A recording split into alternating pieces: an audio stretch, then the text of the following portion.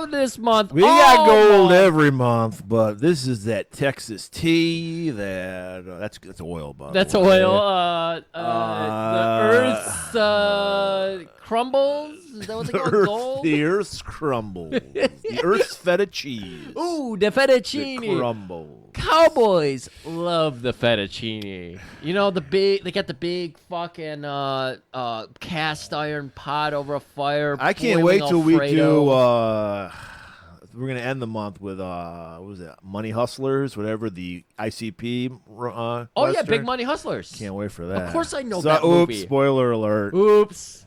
Whoop whoop. Whoop whoop whoop whoop whoop. Hey, we just got back from the gathering. We did a live fucking episode at the gathering. No rocks were thrown at us. And no, we do not record these. No one brings a cell phone. They're for the gathering. Yeah, it's exclusively for the gathering, and the gathering has a no phone policy. Yes, they're so respectful at the So gathering. Well, respectful. probably because there's so much crime happening that they don't wait. There's that. There's a lot of crime happening. Don't film But that. it's family. It's also crime. It's just dealing drugs. This is the one fucking running trains on drunk women. And guys, Murray, it's equal opportunity. I saw a guy get raped. Yeah. Except, damn it, don't make it sound like I'm agreeing with you. I'm rape being consensual or something. This is a consensual podcast. That would be the great name for a punk rock band, Consensual Rape. Consensual. But nobody has the balls to do that. That's my next side project, people. Look for it. One-man punk band, Consensual Rape, featuring Tim Murray. Anyway, Westerns. We've never done a Western, Griff. Until now. I don't think we did. I mean, we've know. done homages to Westerns. Well, yeah, big deal. This is a horse opera. Yeah. This is an odor, as the New York Times crossword puzzle would call it. Why would they call it Odor. that? That's what they call fucking from Westerns. Odors. Odors? O-A-T-E-R. O-A-T. It's just, all I know is from crossword puzzles. It's used a lot. Like the word eel is used a lot. Like, fuck yourself in the ass, blank. There's a lot of different ways you can lead a person to that eel. Yeah. Lime is good bait, by the way. Lime so is I've good been bait. told. Well, yeah, Westerns. But here's the thing. I have no interest in John Wayne. Zero. Cowboys and Indians, that corny ass fucking. I mean, I take that back. There are some quasi corny westerns I like. I like The Magnificent Seven because it's got Bronson in it. It's got Yul Brynner, we may be seeing this month. I fucking hope so. I got a big crush on Yul Brynner over the summer. But like the traditional ones, I don't like. But I like the spaghetti westerns because they're gritty. Yeah, and they're morally ambiguous. As we'll learn, and this isn't Italian. This is an homage to Italian westerns. Which, of course, that's what made Clint Eastwood a huge star. Was his Italian westerns? He was just a TV actor before that. Oh, on Rawhide. Oh, just Rawhide? Okay. And yeah, he became a star doing this, and you could tell this was his second movie he directed. Okay. And I didn't remember he directed it, and you can tell. I mean, the music was trying to give you that Morricone kind of vibe. So he's definitely tapping into what he knew as far as westerns go. Did he get the music right, do you think? It was all right. I mean, it wasn't obnoxious, but no. I wouldn't say it's one of those like, shit, you go buy that score. No, I wouldn't do that. It didn't take away, but it also just kind of blended. Well, this is his second movie, so he's baby steps, you know. I mean, Danzig, Danzig, you listening? A man who doesn't do music, once again, another week. A Western. We did do a Western. Danzig. There we go. I knew it. But now we're doing a good Western. Now we're doing an actual Western. Yeah. His Western was all fucking over the place. I tried to forget about that. I was talking about how the old fucking cowboys used to like to make their Alfredo in their crock pots over an open fire. Of course they did. That was a scene in Danzig's movie because he was paying. Danzig's got a food fetish. We know this. Yeah. So, of course, and he's actually an Italian man, Glenn Anzalone. Yeah. So, it all makes sense why he had a fucking Alfredo scene in his movie. Yeah, but you need some music playing in the background. You needed music. Everything is It's your crickets. It was, like, so quiet. It was... Why did he mic the crickets? Why did he give a mic to the crickets? Maybe he's trying to reinvent the Western, like we're going to do all month. All month. Oh, my God, all month long. So this ain't just Western month. This is weird Western month. So we're gonna get steadily weirder as each movie progresses. Right. So we're starting out with just a supernatural kind of a ghost story today. You call it a ghost story, huh? I guess. I don't know. I mean, this character, the High Plains Drifter, he's definitely supernatural. We got to talk about this, but Murray, Okay. you have some stuff. We got to cut this off right now Okay. because we got a week's worth of bullshit to get through, and then we'll get back into. That's what people wait for. They're like, "What's going on in the world?" What are these guys up to? Griff and Murray. Did they What's get going on? invited to go see a movie for free again? Oh yeah, I forgot about that. Oh right, we did get invited to go see a movie for yeah, free. it was a private again. screening Oh my of god. a classic. We did allow people to come in though. Of course we did. We're not fucking monsters. No, we said they get in for free as well because we thought we show up at the lovely Redford Theater in Redford, Michigan. We've That's been right. there before. We've talked many times Beautiful. about our hijinks at the Redford, and they were showing a classic, The Raiders of the Lost Ark, which Griff you've never seen on the big screen, because you weren't alive. That's right. I did see it. I talked about it a little in the last episode, but it was nice to see it 45 years later, I think. Yeah. Yeah. New eyes. I haven't seen this movie in years. How did it hold up for you? For the most part, I mean, I still think it's the best Indiana Jones movie. It's my favorite, yeah. I think it's the grittiest, I think. You know anything about me, like I like it gritty. Yeah. And so I think it's the gritty. It's the least kid friendly, but still kids can see it. Yeah. Oh, absolutely. Kids can see it. They do You such get the good. Wilhelm scream. Wilhelm scream. Which I hate, Yeah. but you get that. Yeah. Ah! You get Pretty some much nailed fucking it. great, you get some great stunt work. The fucking Amazing. truck scene, you know. That truck scene. Oh my god. You don't get that anymore. Now it's a CGI bullshit. All CGI bullshit. All the fights are drawn out for 4 hours. Everybody's super stylistic. No improv anywhere. One of the greatest scenes of all time. Everybody knows this fact. Was Indy shooting the swordsman. Yeah, that was just Just improv. Because he was sick that day, and he was like, "I don't want to do this. Can I just shoot him?" That's what I love about Harrison Ford. He's like the grumpiest movie star. But that brings something to the character. Like But seeing. did you hear? Like he's going to be in the next Captain America movie. Why? Because he wants to make money. Because he said he goes to like the guy that's playing the black guy playing Captain America. Now. I don't remember his name. I don't. Sorry. Yeah. But sorry. he was like talking about like what's my motivation. He's like, let's just make this piece of shit. You know, he was just like, let's go. Like Yeah. he was like, and he literally said, let's just make this piece of shit. He knows he's been a piece of shit, but he's like, I got bills to pay. Right. But that's what helps. Look, if you've taken anything away from our fucking show over the last 5.5 years, The vibe I get from Harrison Ford is acting is a job. It's not a calling to him, much like Charles Bronson was. And Yeah. that would be me. I mean, I'd want to be in good shit, obviously. But I'll tell you, if I thought I was going to, I'd be in an Andy Sedaris movie if I thought I was going to have some fun. I wouldn't give a fuck if it's a piece of shit. Fuck yeah. Of course, there's going to be plenty of people being goofy, so you could take that direction wherever you want. You could be a goofy guy. You'd be like, no, I'd play it straight. That's You're, what I of would course, do. you're going to play it straight. I Right. could see you being like a girl's like bagman or something. I would be that low on the. I thought I'd be the main villain or something. I don't see you as- Bagman? I don't see you as your main villain. Fuck you.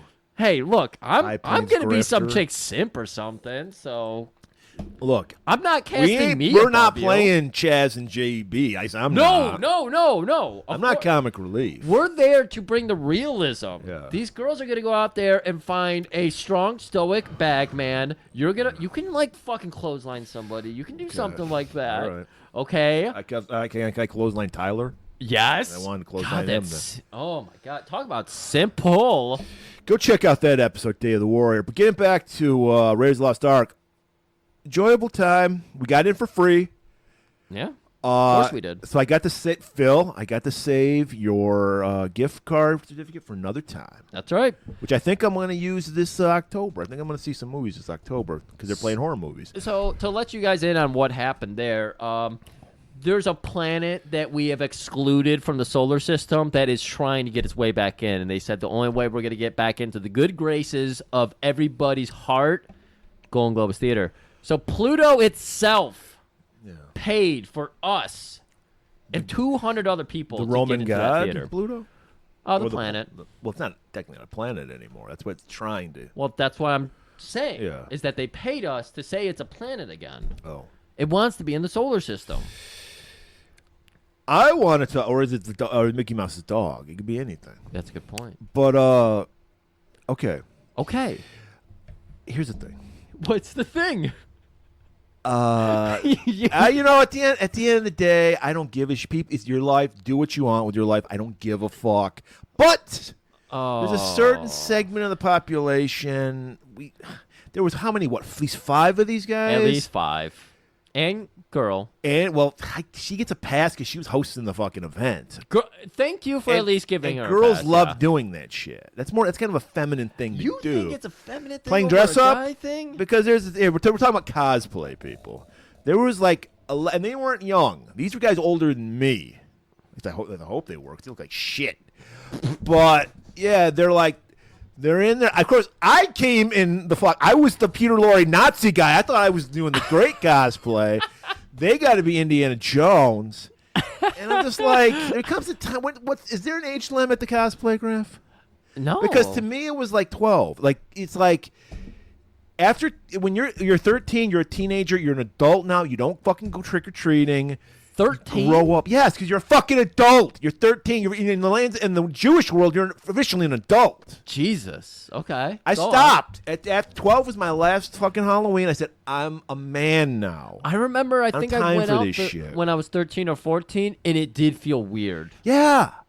It should feel weird. I was like, okay, I'm done with this. Because it's called playing dress up. I don't care what word you put on it. Cosplay. It's called playing make-believe. And you're 55. Now, let's take this another step. Because adults like to do costume parties. In fact, I think adults have ruined Halloween for kids. They take it over Halloween. You It think used so? to be that was the holiday for children, outside of Christmas. But that was like our holiday as kids. You have Labor Day, you boring adults. Yeah. You do that shit. Halloween is for us. Right. And now it's like kids don't trick or treat anymore. They don't fucking do anything. It's all sexy fucking ham sandwich fucking costumes and shit. Everything's been sexified. A couple like pimento rumps there Yeah, coming off the ham and it's just sandwich. like give it. What I'm trying to say is, Devil's Night is for adults. Halloween is for kids, and give it back to kids. Give it back to kids. I I mean, want to see trick or treating making a comeback. I think Nobody's putting fucking needles in fucking any. No. When has there ever been a documented case of that? like maybe 2. And it's usually like this dad who didn't want to be a dad anymore put a fucking razor in an apple and gave it to their kid. I don't believe it's ever happened. Yeah, But exactly. and so like, come on. I remember. You remember how great that was? You look forward to Halloween. Yeah, as a no, kid. fucking yeah. What am I gonna be?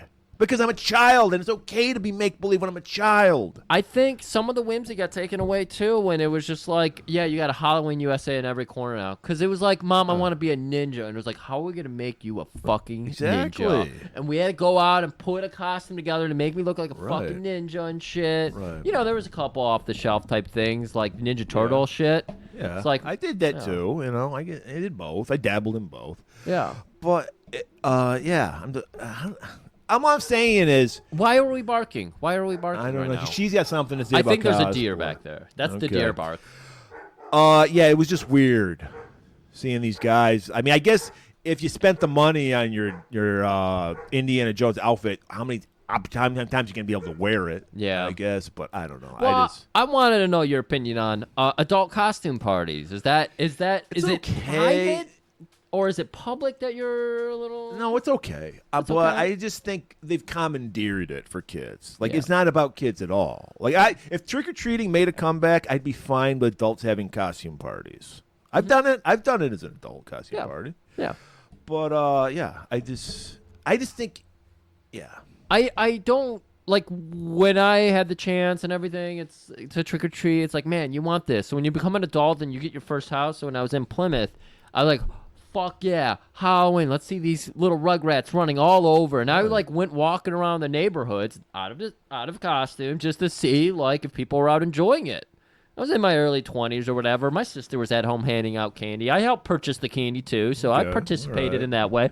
But I wanted to see like if it was gonna be nostalgic to see all these and it's like a group of kids here, group of kids there, 8 parents surrounding them. Yeah. Fucking weird. Kids, run wild on the streets. Agent Orange, wild on the streets. Wait, is that Circle Jerks? It's Circle Jerks. Okay, my bad. It's technically a cover, but Still. Yeah. But wild on the streets, kids. This is your fucking night. Get the fuck out there. Exactly. What is it? Safety by numbers. There's so many of you. Griff, we barely have Halloween now. We don't even have Devil's Night anymore. That was there's one thing I learned from doing the show, because we talk to people from all over the world, and the first thing I ask them is, "Did you have Devil's Night?" And they're like, "What the fuck are you talking about? Do you mean Halloween?" I go, "No, I ain't talking about fucking Halloween. We should be saving this talk for October. I don't know why we're talking about it now. We're ruining it, yeah. But yeah, I'm like, this is no, a teaser. Motherfucking Devil's Night, and that doesn't even exist. They tried to change the rebrand it as Angels Night, and now it doesn't even exist. You notice they don't even talk about it anymore. They don't even talk. Donald Trump, we're gonna save your campaign, brother. All you gotta do is start talking about Devil's Night again. I'd vote for him. Bring Devil's Night back, because he's the devil himself. He is the devil himself. Speaking of devils, Clint Eastwood.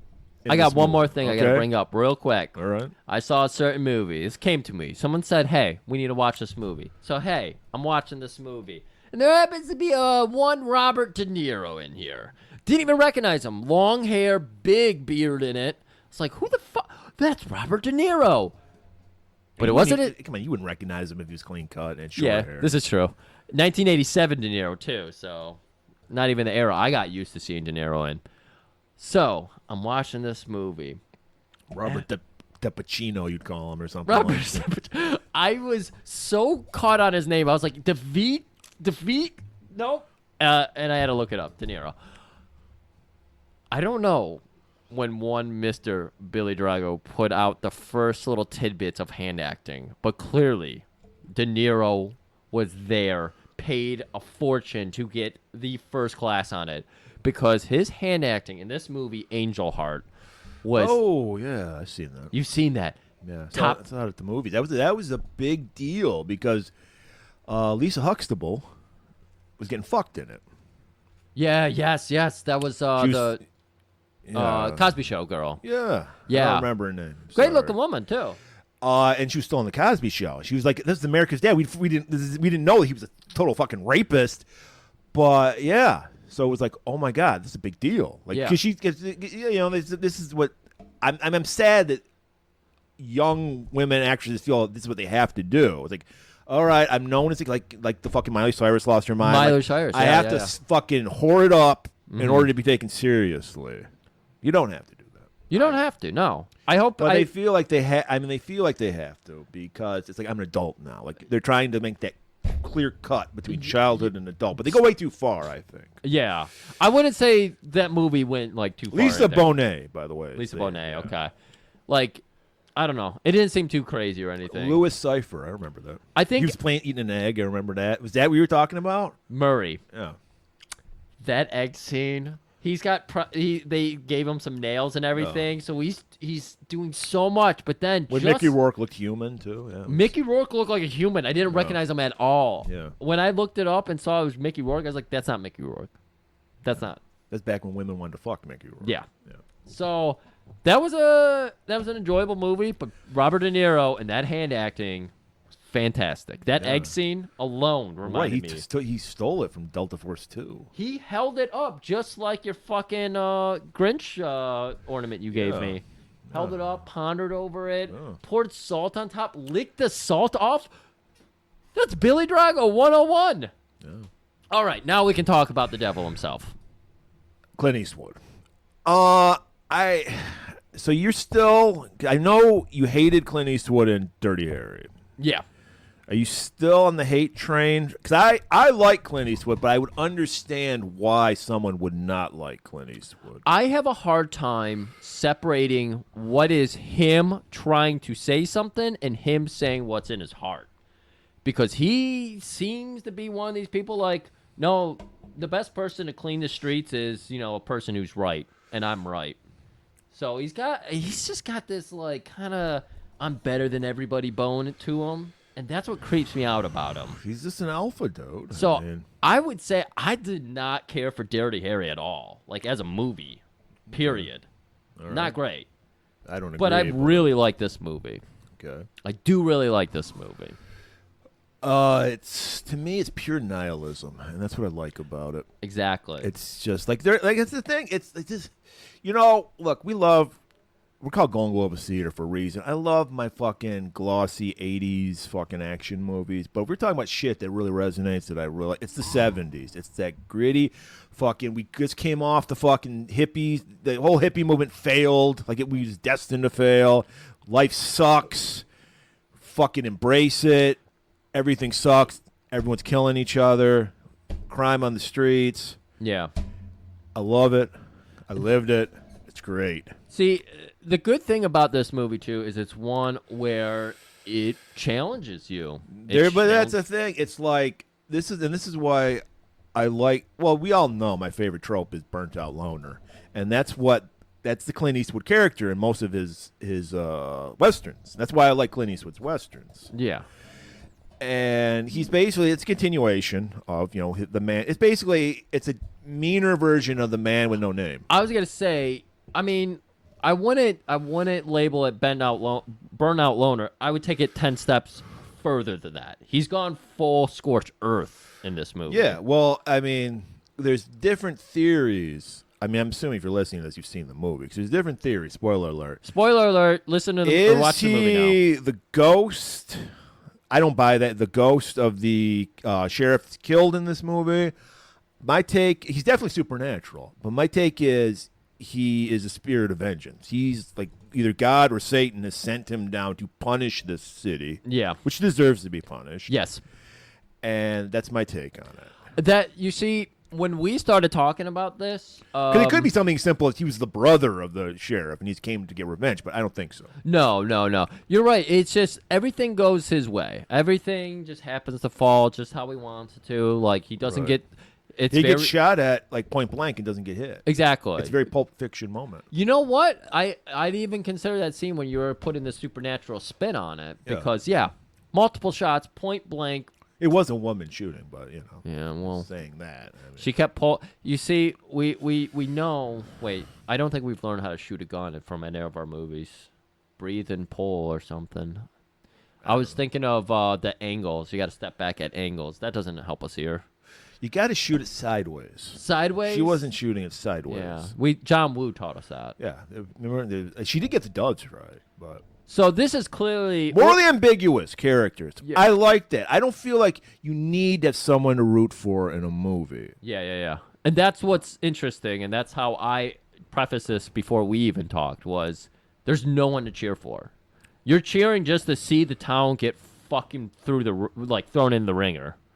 Because as you find out throughout the movie, why you want to see that. Right. Would you consider this a meat and potatoes Western, or is this some kind of cool subgenre? No, it's not. What do you mean, meat and potatoes?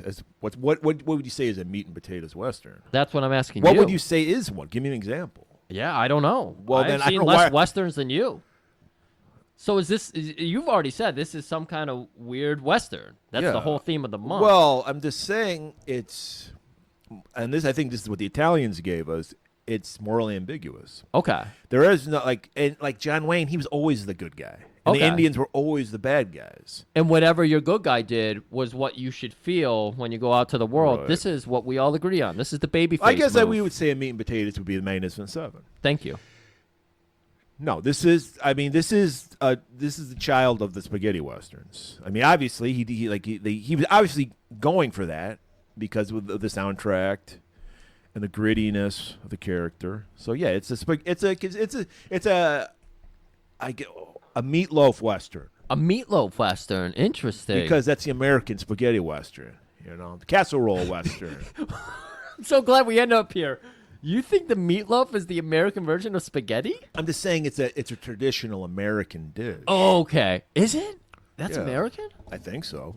A casserole. That's a very American thing. That's very a American. casserole. Casserole. Casserole western's what we're going to call this movie. I like that. You Hey, see, there we that's go. That's why I ask these questions, Murray. It's not that I think you know the exact answers, that we get somewhere. This is what we do. We innovate. We don't duplicate. We don't replicate. We innovate. That's right. That's why you need to listen to us. Why hasn't Vinny's ever taken up meatloaf? I don't know. It's too It's not complex. I don't know. sophisticated for Yeah, probably. probably that. Do we have anything we want to talk about more about this before we get into the movie? I will say, just to notice, hopefully you've made it through the first 20 minutes or so. Okay. New software, everybody. We're churning through the new shit. We want to apologize for the hiccups we've had in our audio. It's totally out of our hands. It's technology. It's AI. This is what we get for using AI. As soon as we switch to AI, Griff, this is where we had the problems. Yeah. Because this episode is being brought to you by AI. Wait, this episode's being brought by AI? Everything's being brought to us by AI. Have you watched the fucking TV? Well, you don't watch TV. But yeah, that's the new like no trans fat thing. It's like brought to you by AI. I get to see that. Trying to push it on us hard. Somebody very much like our Western, makeshift town, somebody's like AI in its current state, and it's just like the front of a Western shop front or whatever with no ass on it, the rest of the building. That's AI in its current state. And yeah, I see all that AI shit too. It's gambling and AI. And medical bullshit. That's the 3 commercials we have right now. The 3. Well, now, unfortunately, since we're a swing state, we're getting shit tons of political ads too. That's right. And I've noticed like my ad blocker on YouTube's not blocking those. Oh, you got Yeah, I get them sometimes. Yeah, I don't Every like once that. in a while they pop up for me still, and then they'll go away the next day or something. Yeah, I don't have time for that. What were we talking about? He said, "Yeah, it's his own genre, Greg. It's. I've officially ordained it casserole western. I don't know how many. You invented casserole. I don't know how many are in this genre. Maybe we'll learn. Hey, we might learn. But yeah, it's a casserole genre. I'm going to write that down because we're definitely going to forget that for next week. Well, yeah. But no, I just wanted to give everybody the heads up on that audio. Well, isn't that redundant? Because the Western is the most uniquely American genre. There's no other country has the Old American West. Yeah. Interesting. Yeah. So it is a little redundant, yeah. Yeah. Oh, well. Well, it's kind of like we invented the Western, and then Italy did their own spin on it, and then we did our spin on that. Yeah. Which happens. Yeah. That's what happened with, like, we invented blues, then the fucking English bands, they did their own version of it, rock and roll, and then we did our own version of that. Yeah. This is why we need cultural appropriation. That's why the whole idea of cultural appropriation is bullshit. We should need to pick and choose to make things better. Right. That did make sense. Oh, my God, this opener. Allowing things to, like, have their own territory, if you will, to expand, really flesh out, and then make their way across the place instead of this fucking bullshit now where everything goes everywhere day one and you're trying to market for a globe instead of just a unique area. Yeah. I've got a lot to say about that. And we can't say it all because not that it gets into a weird territory, it's just there's a lot to say there. So I think we should just go to trailer territory. All right, giddy up, partner. Because this trailer's wanted dead or alive. It's the trailer for High Plains Drifter. A drifter came riding out of the west. You know him as Clint Eastwood. The citizens of Largo didn't know him at all. Fear was in their greeting. Murder was in their minds.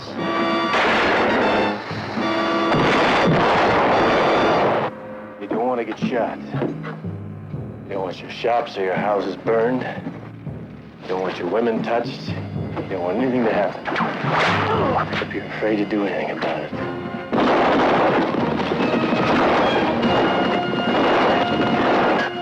This stranger's got everybody in this town at each other's throats.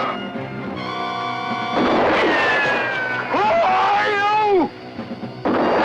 Clint Eastwood, High Plains Drifter, rated R. Yeehaw! Welcome back there, Globies. That's right, I got my cowboy hat on. I paid for it. I got to wear it. Just give the whole diatribe about cosplaying with a guy cosplaying right across from me. Maybe that's what set me off. I didn't wear I didn't wear the full outfit. I just got my hat on. Your 10-gallon hat. My 10-gallon. It's a beautiful hat. Pay good money. We open up right on the high plains. There's somebody Tokyo drifting through these plains. I noticed that horse. It was drifting. It was going sideways. He ghost whipped that pony. It's our man, the stranger. He has no name. He's never referred to. He's the man with no name, Yeah. if you will, which is once again calling upon his spaghetti western past. Are we glad they didn't open with that song, "Horse with No Name" or whatever? Been through the desert on a Yeah. horse with no name. That'd be Yeah, kinda that would deflate my dick on that Okay. one. He's entering the town of Lago, which I believe is Spanish for lake. Murray, I got to tell you right now, I'm impressed by your Spanish skills. You been Duolingoing? See. You guys did not get to see Murray search into the recesses of that. I'm still learning. So it's a town on a lago. It's a mining town. It is a mining town, yes. So we get that nice. It's a faraway panning shot of this. You see like the heat waves coming off the ground as he's coming into Beautiful. this town. That's the one thing about all these fucking Western movies is usually they are shot in the fucking desert. Beautiful fucking landscapes. I loved it. I think it was like somewhere in California. He rides Most into likely. town, and they built. This wasn't like you were saying. Like I think we saw in that Sybil Danning movie we did, the fake. Yes, they saw built a real fucking town for this movie. L.A. Bounty is LA where we Bounty. saw that in. No, they built a fucking. And I was looking at when I watched it this morning. I was looking at all the foundation, everything. Like they fucking built this little fucking town out.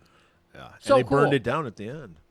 Yeah, Yeah. yeah, and they painted it red. Paint that fucker red. So the stranger just rolls into town. And this, like the old West, nothing's happening. There's no TV. There's no internet. So when somebody comes to town, you notice. Right, exactly. That I don't even know what to compare it to. That's when the Trump mobile comes driving down. You stop for a minute. And you're like, what the fuck is going on here? They looked at him like, I mean, you could say that stranger is Trump taking over the Republican Party. Because No. it's a town full of fucking nuts, But he's and not this a- man is a nut. But he's not a con man. He's not a con man. That's true. He actually has. He actually has an ideology, if you will. You might not agree with it. Yeah. Fuck But- everybody. Yeah. Well, like I Literally said, and figuratively. he is a tool of God or Satan. Take your choice. A punishment. Yeah. He's there to punish this town that deserves to be punished. Would you say then that this is a spin on the Christmas Carol? Because there was three No, ghosts that was a warning. This is like, I'm coming to punish you. This is no longer the warning. We're in step 2. You're getting the Yeah. punishment. Yeah. Okay. So he rides into town. Everyone's like, "Oh my God, who's that?" And It's a very cool way to open up a unique Western, he a doesn't casserole. speak for like the first 6 minutes of the movie. Something else I love about it, you got this beautiful horse, which seemed like a rare horse because it was white with like brown specks in it. Black Death on a white horse. Black Death. And yeah, see, Murray. Yeah, thinking about that. Murray. Well, by the way, we opened up with Detroit's own Elvis Hitler. I believe that song is actually about this movie. And yeah, he's riding into town, and as he's riding, sorry, he does very The little horse walking. is walking, Well, so- that's true. Yeah, I was talking about the horse. I was not talking about stranger. And there's a guy on what do you call it? A stagecoach, and Yes. he cracks a whip. And that's the first real thing that jars anybody. It jars fucking stranger. He goes, almost goes for his gun. Yeah. And then that's a little back to foreshadow because bullwhips play a big role in this movie, much like Raiders of the Lost Ark. I didn't even think about that, Yeah, but see? yes, that would be okay. And the guy playing, I think he was the guy, he supplied carts for people. His job was cartman. Cartman? He looks kind of like Cartman. He did look like Cartman. He did a lot of movies. He was in the classic. A lot of people who was in this movie was in Every Which Way We Can. Every Which Way You Can. Sorry, I grifted it for a minute. You did grift it. Which was Clint Eastwood's movie about being a trucker / bare knuckle brawler / orangutan owner. Oh, Maybe we never need to do that movie. how have we sometime. never done that? I remember that movie came out. As a kid, I loved it. Orangutan was like doing goofy orangutan shit. 'Cause that was a big movie when I was a kid. William Smith is in that movie. He gets his ass beat by fucking. I want to see. Eastwood. I really want to see this now. But this guy, there was a comical biker gang in that movie, and the fat guy, he was the lead head biker, and the barber was one of the bikers too. Everything. I'm surprised Mike hasn't pushed And this his- movie on us. And his friend, Clint Eastwood's friend in the movie, was played by the guy who plays Stacy Bridges. Griff doesn't even already. The hotel owner's wife? No, I just berated Griff. He fucking didn't know this guy, the main villain's fucking Oh, that's name. right. And he automatically, literally half hour ago, he's forgotten already. I told you. No. Jeffrey Lewis, who is the father of Juliette Lewis. I will make it even worse for me because you told me the name of the song and artist that we were going to be using as the opener. I went pee and came back, said, started writing it down. I wrote Death Elvis. And then I said, what was the song name again? And you're like, who's Death Elvis? So, no. Yeah. Don't even. It takes me 1 minute to forget everything. So he's rough looking. He's like he needs to clean up, man. He needs to shave. He's been out on the prairie, the high plains. Well, Murray, the first thing you do when you've been out on the high plains, drifting on the high plains, gotta wet your whistle. That's true. So he goes in for a drink, and everybody's gathered across the bar. As soon as he swings the door open, stranger danger kicks in. And it's like kids on Halloween in modern America. They all run to one side of the bar, and they're gathering up. Well, we see 3 or 4 fake tough guys in the saloon. Oh, yeah. Well, they're outside of the saloon. Right. And they notice this dangerous man coming They're the to only town. guys with, like, the actual bandoliers and guns on their hips and everything. And so stranger walks into the bar. Everybody's cowering in the corner. Barkeep's got the friendly mutton. That's what that shave is called. It's called the friendly muffin. The friendly mutton, because mutton chops. Yeah. And then when you have the muttons turn into mustache, they call that the friendly mutton for some I call reason. it the Lemmy, but The Lemmy. That makes sense. But Yeah. yeah, they call that the friendly mutton. I don't like that. But yeah, he's like, give me a beer. I think we've talked about in wrestling, everyone screams, so Jake the Snake Roberts like, I'm gonna whisper. Yeah. He stole it from Clint Eastwood. Oh, Clint I think Eastwood is like, this is why I don't know in real life, but Clint Eastwood's great at playing genuine tough guys because if you're a tough guy, you don't need to swing your dick around. He just plays it cool, especially in this movie. He's just like, I want a beer and a bottle. Guy's like, here you go, sir. Right off the draft, Barkeep knows the code, throws him a Stroh's, hands him a fucking bottle of whiskey. That's all they had on hand, Stroh's. And then these 4 non-tough guys who feel threatened. They're clearly betas. And they gotta get their own courage up by fucking with this guy who's just coming through town to get a fucking drink and a bath. Funny, we don't get too many wrangly old mutton chop dogs running around here, misters. What do you think you're some kind of fat guy or something? No, he says, like, this is a pretty fast town. It's like a dead fucking Yeah, town. It's like there's like 10 buildings in the whole town. There's 4 gentlemen who are willing to talk to the stranger who walked in. Well, because that's their job. Yeah. They're the town tough guys. Yeah. They're paid to fucking, fuck people up. Exactly, and the payment we won't even talk about. Right. But everybody else is cowering in the corner pissing themselves. This bar smells like pee at the moment. There's a guy who shit himself. Yeah. Yeah. And they start fucking with the stranger, and they're like, you think you're fast enough for this? This is a pretty fast town. It's a pretty fast town. He reaches, his hand is underneath the bar. Strangers, that is. He reaches up for his bottle, and everybody, They all chairs duck are down. falling. Yeah. Oh, a guy faints. I'm on the vapors. Faster than you'll ever be. And he just grabs his bottle and walks. He's disgusted with these fake tough guys. Walks out. Did not ride, he walked out. And this is a great fucking shot because you're looking in from where he's walking towards the camera. Bar's in the background. You see the fucking tough guys in the bar, like pressing their nose cartilage against the goddamn window of the bar, like trying to be held back. Oh, I'm gonna get this guy. I'm gonna fuck him up. If this guy wasn't holding me back, this window.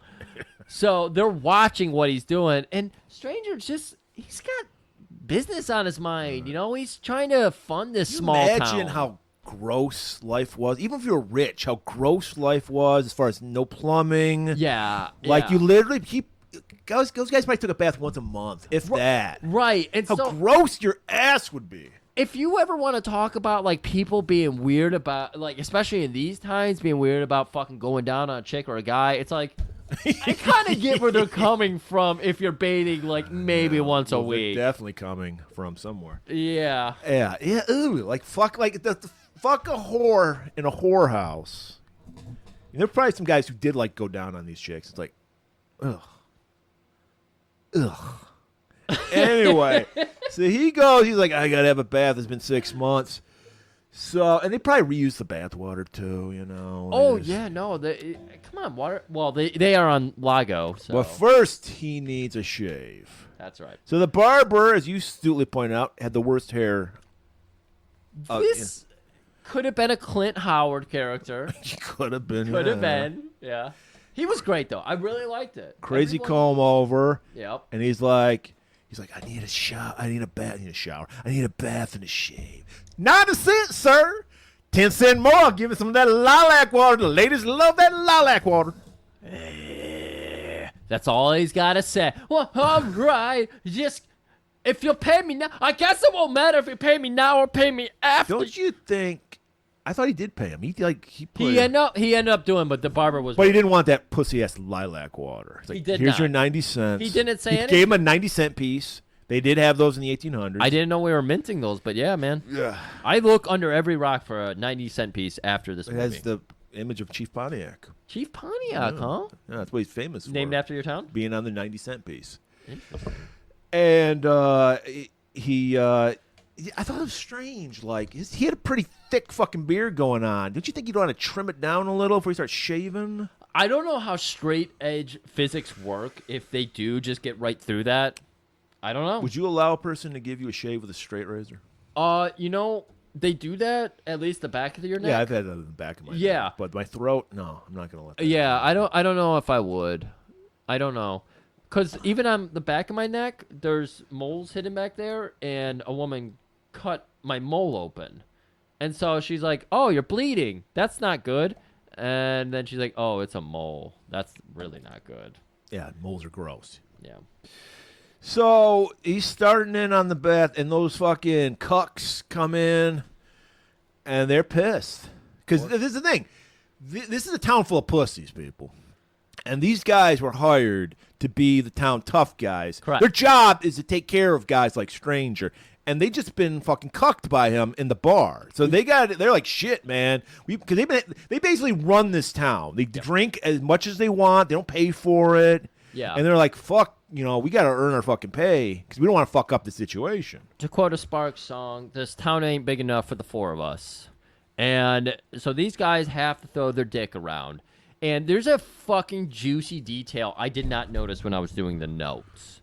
And I didn't notice if he took off, Stranger took off his gun belt or something, because otherwise this doesn't make sense. So I know what you're talking about, but I was too lazy to go back to figure it out. I saw something going on. Can you explain it? So what ends up happening in this scene is that he's got the barber's drape over him. Yeah. So the only reason this makes sense is if he took his gun belt off and hung it up for the goons coming in to see.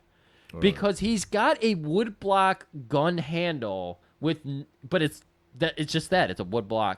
It looks like there's a gun in his holster. Oh, okay. So All is right. that what you... Yeah, I didn't pick up on that. Okay. I knew something was happening I was supposed to pick up on, but I'm like, I'm too tired. I got to take these notes. Yeah, I know. Yeah. See, whenever anybody asks, what's the deal with the movies? How is it? The notes are the hardest part because you're Right. trying to type details and you miss shit because you're typing details. Yeah. I don't want this to take 9 hours. I want it to take maybe The 30. runtime of the movie. That's me. I don't fucking... Yeah. Unless there's something I need to understand, like I don't get, I'll go back. Yeah. But I'm just like, cruising. Yeah, some of these movies we fucking do. The Sedaris movies we do. Sometimes take me like 3.5 hours to do the fucking notes on because Sedaris like, let's convolute this a little bit. And you get it all for free, people. That's right. So, okay. Okay, So so let's he's see. got the woodblock. I'm pretty sure he had his gun holster hung. I don't know, because that's the only reason this makes sense. But anyways, these goons come in. They think they got courage now because his gun's not on him anymore. Right. And it makes sense. And and it's also 3-1. And everything is in their advantage. And so the barber sees that the goons are coming in, turns Stranger away from the door. And then you see the shakes start coming on with the fucking straight razor towards his neck. He's about to shave him while shaking. So, yeah, definitely don't want that going on. And Goons finally interrupt. Court, they smell that lilac water. What is this? Some kind of pussy water? Throws it. Get this shit out of here. Mister, you smell worse than that lilac pussy water. What's your fucking deal? We're just trying to be friendly with you, and everyone's, taking their turn to try to butter him up or they're insulting him, He's had enough of that shit. And like you said, he's got the decoy gun on his belt, and he's got the real gun in his hand. Yeah. So he just shoots the one guy right in the fucking forehead. Because it's hidden by the barber's straight. Right. And then he kills, like, before the other two can get their guns out, he shoots them, too. One guy staggers out and falls on the fucking Faster than they'll ever be. Promises made, promises kept. Those guys are not going to get faster. And it plays up the whole idea he's a supernatural character. Yeah. Like, nobody's faster than him. Yeah, because here's a factoid for you, Murray. The dead, they don't improve. They're dead. Yeah. They're not going to get faster. Exactly. Be quick or be dead. Yeah. So he just wipes the shit off his face and walks out. The town midget comes out. I guess every town had a midget back in those days. I don't know what their job was. To make everyone else feel good about themselves. Well, I don't know. This movie is. By the way, this midget was a munchkin, so I'm gonna call him a munchkin. I'm gonna acquiesce. Not gonna use. Apparently, that was a vile word. Do you remember now. his name? Mickey Munchkin was his name. And I will use his name. He really was a midget. Yeah. I mean, well, he was a midget, but he was also a munchkin. He was in The Wizard of Oz. So you're saying they didn't CGI or Peter Jackson this forced perspective? They dwarfed it. Do you remember Dorf, Tim Conway? No. He had these like videos where he played a midget, so his feet were like in holes. Yeah. And he would like do wacky shit. Oh my God. Dorf. Dorf. Mordecai the midget. Okay. Mordecai. Excuse me, Mordecai the munchkin. I will use the word more palatable word, munchkin. And he gets kicked. Obviously, he gets kicked around, but because everyone's a town full of pussies, so shit runs downhill. Only person they can beat up is the guy the size of a child. Bullies always pick on weaker folks, and so of course the weakest folk in this town, women and Mordecai. Right. And so he's like, "Wow, I like the cut of this guy's jib, sir. Can I light your cigar for you?" Yeah. Hi, mister. Shaking, hands trembling with that strike anywhere match, and he puts a cigar. Are they cigars or are they? Okay. I think they're cigars, yeah. Puts a cigar into stranger's mouth and lights it for him. Mister, I swear I did not catch your name. I didn't give it. And just walks off. We forgot to mention, while he was coming to town, the town Pussy Fog producer noticed him and was immediately, she saw this guy Pussy Fog proof, and it made her angry. Yeah. Because this is the town of pussies. Yeah. So she's basically, in essence, running this town with her Pussy Fog. And so she's just like, that motherfucker. But at the same time, she's just like, God damn, that cock smog smells pretty fucking good. Yeah. Because he's admitting that cock smog, like it's like it came in, it drifted in, if you will. So what is the stranger up to? He's got to find a place to stay because, he's got to find a place to put his horse. He's got a stable. So he goes to the he's stables. He's going to find a hotel. And so he's walking over towards the stable, and this is where we get Callie Travers. And she is sizing him up, and we're seeing this. Eastwood is trying to put some ambiguity into this scene. He's trying to confuse you on what motivations are. And I think this very much is a movie. There's a battle happening right now between fog and smog. Yeah, this is... And we just said he's a supernatural creature, so his cock smog can defeat anything. Of course. So this scene makes... Game recognizes game, Callie. Yeah. So it's like she's disgusted with him because she notices that he's more powerful than her, but at the same time, that power attracts her. Yes. So she's conflicted. We'll put it that way. Of course. He doesn't, like I said, he's a pure creature of nihilism. He might be straight from hell for all we know. Oh, yeah. So he don't give a fuck about anybody. Are you saying maybe he is an emissary from hell akin to Japanese Spider-Man? Spider-Man? Exactly. We haven't got to that episode yet where Spider-Man raped somebody. Where's... But I thought you were going to ever Spider-Man goes to the West. So she's giving him shit. She actually slams into him. She slams into him. Why be, mister? In a town like this, a pretty girl like me gets an apology. No apology. No. Stranger never talks. Murray, you thought was icing me out or confused? No, he's playing the role of the stranger, friends. And she's like going, "You dirty, nasty-looking motherfucker." Well, you have feet as big as your mouth. Yeah, because she's telling him, I bet you got whiskey dick. It's the only way you get courage. Look at you, you fucking chump-ass bitch with your stubble. Why don't you go get a fucking shave? I want to point out, Stranger minding his own business. Everyone's immediately fucking with this guy. Sure. Including her, to yeah. the point where she slaps the cigar because he like, instead of taking her bullshit, which the fucking dickless guys in this town do, he gives it back. Yeah, because they want a chance to crack at that. You Right. know, She's the hottest chick in town. hottest chick in town. And she's single as far as And we she know. wasn't even that hot. And which I liked. I liked the fact these people looked like people that would live in the old West. Yes. It wasn't like some starlet, you know. There's not a she lot wasn't of- like hideous, but she wasn't like, oh my God, you know. There's hot. no peck jelly going on here. No. I listened to someone talk about this Age of Disney Marvel, and they were like, why are these movies so asexual? Like, you were literally Well, they're for kids. that's propping why. Chris Evans up on a fucking table with six-pack, and they jellied him completely. Yeah. So they're like alluding to the sexual nature of it, but not giving a. And he's like, movies should be sexy nowadays. Of course, not a kids movie, but still, they're like, what? Why is every movie so asexual now? Because we're living in an asexual society. And that was his argument. Like, we got. But at the same time, we're obsessed with porn. It's a weird thing. That's a good point. So she slaps a cigar out of his mouth, and he's had it. That's Yeah. enough of that shit. So he grabs her. He's like, I know what you want. I don't want to give it to you, but I think you forced my hand, Yeah. among other appendages. Grabs her, hauls her ass out to the stables. They have a literal roll in the hay because he throws her in the hay. Rolling in the hay implies, consent. Well, here's the thing. Yeah. I told you. Yeah. She's in a town full of betas.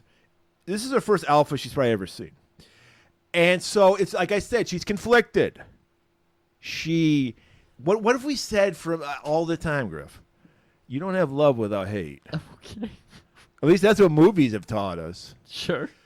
So he surprise sex, we'll call it. No.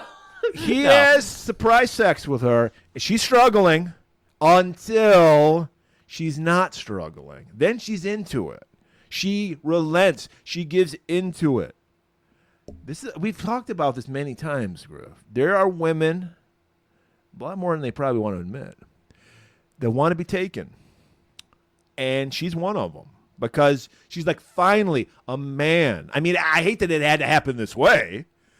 But she is like, I'm kind of into this. How do you explain with this this take on it, the next two scenes with her? Well, like I said, she's conflicted throughout the movie because she is attracted to him, but at the same time, she hates the fact that she's attracted to him because he is a piece of shit. Now, And so, yes, she's conflicted throughout the movie. I'll say that much. It's It's never like she's like in love with him. I will say that. Like, it's not like, oh my God, you fucked me and now I'm in love with you. She's conflicted. I will say, when you're watching this movie for the first time, as I did recently, and as our friend Mike did recently, this is a mortifying scene, and you're just like, I hate this character. What am I watching this for? He just rolled into town and raped a woman. And when you actually finish this movie and you're thinking about it, and you get to that supernatural aspect, and this town is fucked, You gotta remember. and that's where this becomes like something more than just He's here, as you learn by the end of the movie, to punish this town for their yeah. transgression that they did. yeah. And we'll learn as we go along, as you guys know. I 'cause you like watch the this fact movie. that you're. I'm not saying this is cool what he did or anything, but I like the fact that it's just like like you said, nobody's likable in this movie. Yes. And that's fine. I don't have to like somebody to enjoy a movie. Right. It's cool. This is why we have the world of fiction. I don't agree with anything about the stranger character, but and when you gave me the out of the whole supernatural aspect of his character, and it makes kind of fucking sense, it is kind of like this town is just fucking cursed. Yeah. And they are being visited by a ghost of vengeance. And apparently your man Mordecai was loving it 'cause he was watching the whole thing. Well, Mordecai is supposed to be the guy because he's mortified by the transgression that happened. Was he? I don't think he was enjoying. Dude, he's been going. He has PTSD over that situation. Half the time we go back to that night, we zoom in on his face. As soon as Stranger's done with the surprise sex, Mordecai's there with another cigar. Sir, I picked up your cigar. I see that she really liked it. Your dick was working hard. Overtime, in fact. Do you need to wet your whistle? Mattingly, do we need the Sweden scale for this scene? No, no. No, it was not. There was nothing hot about this scene. In fact, he was kind of phoning it in. I think he wasn't even enjoying it. Absolutely. It was a Steven Seagal love scene. Yeah, it was. Because it was the furthest He thing was from love. He literally looked like a dead body on top of her. He was like laying on top of her. Maybe that was the point. Yeah, you know what? You're right. He looked like he was doing the worm on her. Like a white guy in his late 50s would try to do the worm on a woman. So, yeah, okay. So now it's time to get himself a room. He gives money to the guy, take care of my horse, you piece of shit. Yeah. Goes to the hotel. Yeah. Mr. Belding's hotel. Mr. Belding. I noticed a little funny thing. What was it? I think it was the general store. It was Jason Robards' general store, which is the actor Jason Robards. I think he'd been in a movie we've done, but I don't remember. But yeah, I think that was a little nod. Easter egg, Okay. as the kids say. And so he registered, and the guy's like, "Sir, well, aren't you going to put your name in the register?" No. Excuse me, Angel Jones? No. Walks the fuck up because he is the man with no name. So he goes up to his room, and he's just looking out on the streets, and then he puts his head down and takes his weary self to sleep. And then we cut into the night, which kind of confused me at first. Which this plays into the whole supernatural element, because how would he know how this happened? That's the problem I had with this. Was this him seeing it? Or Yes, it was him. He was dreaming this. Okay. Which kind of plays into the thing, well, obviously he was a relative of this guy. Until you're like, no, he's a spirit of vengeance. I just didn't know if... but how would he know? Honestly, I guess if he's heard the story, he could be imagining what happened. Right. You don't have to see it. An audience and whatever. I don't know. I just thought he's terrible at directing or, editing and didn't know how to place this scene in here, but wanted everybody to know about the history of this town. Because this is what's plaguing this town. This is why this curse of a human being is here. He drifts off to sleep and has a dream about the previous sheriff, Marshall Duncan, literally getting his ass whipped by three guys. Marshall Tim Duncan. He dunked all over everybody. He's whipping them, and the whole town, the entire town is watching this guy doing nothing. They could stop three guys with bullwhips. Yeah. But they're just like, I don't want to get involved. Yeah. They're fucking modern people and their kids on Halloween. They're all just terrified of the fact that, kids could be out there getting candy. And then he comes to, and he wakes up, walks down. He didn't get that bath. He paid for that bath. He's going to get that bath. So he heads back to the barber. We see in the barber's chair, because of course one barber, one chair. You got Sheriff Sam Shaw. I was getting straight up Skipper from Gilligan's Island vibes off this guy. Dup, dup, dup, dup, dup. Murray revealed to me today he has watched every episode of Gilligan's Island. Yeah, multiple times. Yeah, I know. Yeah, you could ask me any question you want about Gilligan's Island. By the way, I'm a Ginger guy, not a Mary Ann guy. Oh, are those the ladies of the show? There was two choices. Most beta guys go for Mary Ann because she's the more easier one to get. Because Ginger was a movie star. Okay. And she was like pure sex. Like she played bikinis all the time. Yeah, or something? Yeah. Tina Louise, redhead, played it hot, and then like not that Mary Ann wasn't hot either, but I was like, no, I want ginger. Ginger. But most guys went for the Marianne. Okay. You ask most guys, they go Marianne. Sorry, I'm a ginger guy. Hey, next time I talk, well, it's only Noah's of Michigan Noah's. I should specify that. Well, yeah, I want to thank our Noah in where are you guys from? Blair Witch territory or something like that? Blair Witch territory. He lowered our median age of listeners to 48 years of age. Fucking yeah! Thank you, Noah. Yeah. God damn. Yeah.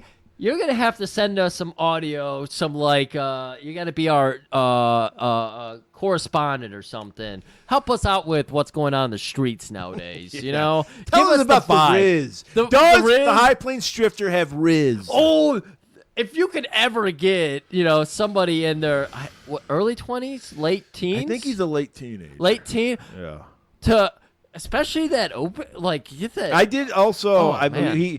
His life was saved in one way. He had some brain surgery. I also I took part in saving his life in another way. And Noah, you're welcome. Okay, that's free of charge. I love it because we're gonna leave Because this. I feel like I don't like I JD Vance is right. Griff, I'm so nihilistic. I don't have children. I have nothing to live for. So I feel almost like Noah's my surrogate son. And I want to say, son, you're doing well. Pussy fog. I'm gonna go ahead and take that clip and send it to JD because that guy. Yeah. Well, you see, I feel like JD Vance, thank God for Asian women because he has an Indian wife because they're just about providers. Because he'd be a total incel. He could never get an American woman. Because, like, Asian women are like, yeah, you're kind of a drip, but you have a job. Whoa, you whoa, you whoa. have You have ambition. You don't have to know. get that weird about it because I That's the think way it is. I think- that's the way it is. I think there's plenty of women across the globe who are just like, make this easy for me. Not in America. I disagree. That's hard. why there's so many insults. I disagree. No, it's because they can't fucking get the courage up to be like, hey, you want to go hang out? And also, what's that? They're not 6 feet tall. They're- That's what I'm trying to say. The men. Is JD Vance 6 feet tall? God, no.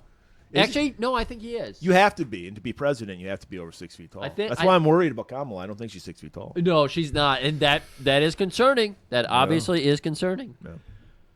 Jesus Christ. How do we get to these avenues? How do we do it? You're welcome. Oh, again. I was going to say I'm going to send that clip because JD has been having a hell of a time. I mean, between fucking couches. I heard he had a great interaction with a woman at a donut shop Dude, recently. did you see his hair? What was happening? I don't know. And your hair hate, Yeah. you would have been, because he had like a bowl cut, and so they left the back half like flowing, but he looked like a child. It was so bad. Because he is a child. And all he could muster was, how long have you worked here? Oh, okay. Man of the people. So, what do you like fucking couches? Appellation. So he's taking a bath. He's not giving up that 90-cent piece. That's right. Mordecai! He is their Mattingly. Yeah, Mattingly. Mordingly. I mean Mattingly. So he's drawing the bath and everything. He literally... We've learned from the past few weeks there is a multiverse of Mattinglys. Yes. And he is the Old West Mattingly. Mordecai. Well, that's Mordingly. why he's wearing the yellow. Yeah. In this Old West town, it stands the fuck out. So he's drawing the bath. Make sure the water's hot. Is it scolding you, sir? Yes. Good. Sheriff was getting his own shave while he was there, so he's like... But the barber, notice the detail here. Because as soon as stranger walks in, the barber gets shaky. And Sheriff's like, fuck, put that down. Well, everyone's scared of fucking stranger. Because, I mean, the sheriff's a pussy. Yes, he is. And he's like, you now I notice- can see somebody do my job for me. Did you notice where he kept his badge? No. Underneath his vest. He wore a vest. That's a good little thing. Yeah. And he was hiding it under the vest, not on top of the vest. Because he's a bitch. Because he's a bitch. So he's just like, hey there, stranger. I noticed that work you did the other day. That's pretty impressive. Did you ever get to meet Bob Birkenback? Bob Birkenback? No, never heard of him. Well, you killed him yesterday, but no, that's no big deal. There's bad and there's worse, and he was a combination of both of them. Yeah. So Forgive and forget. That's our motto in this town. you're trying to say no crime? No charges.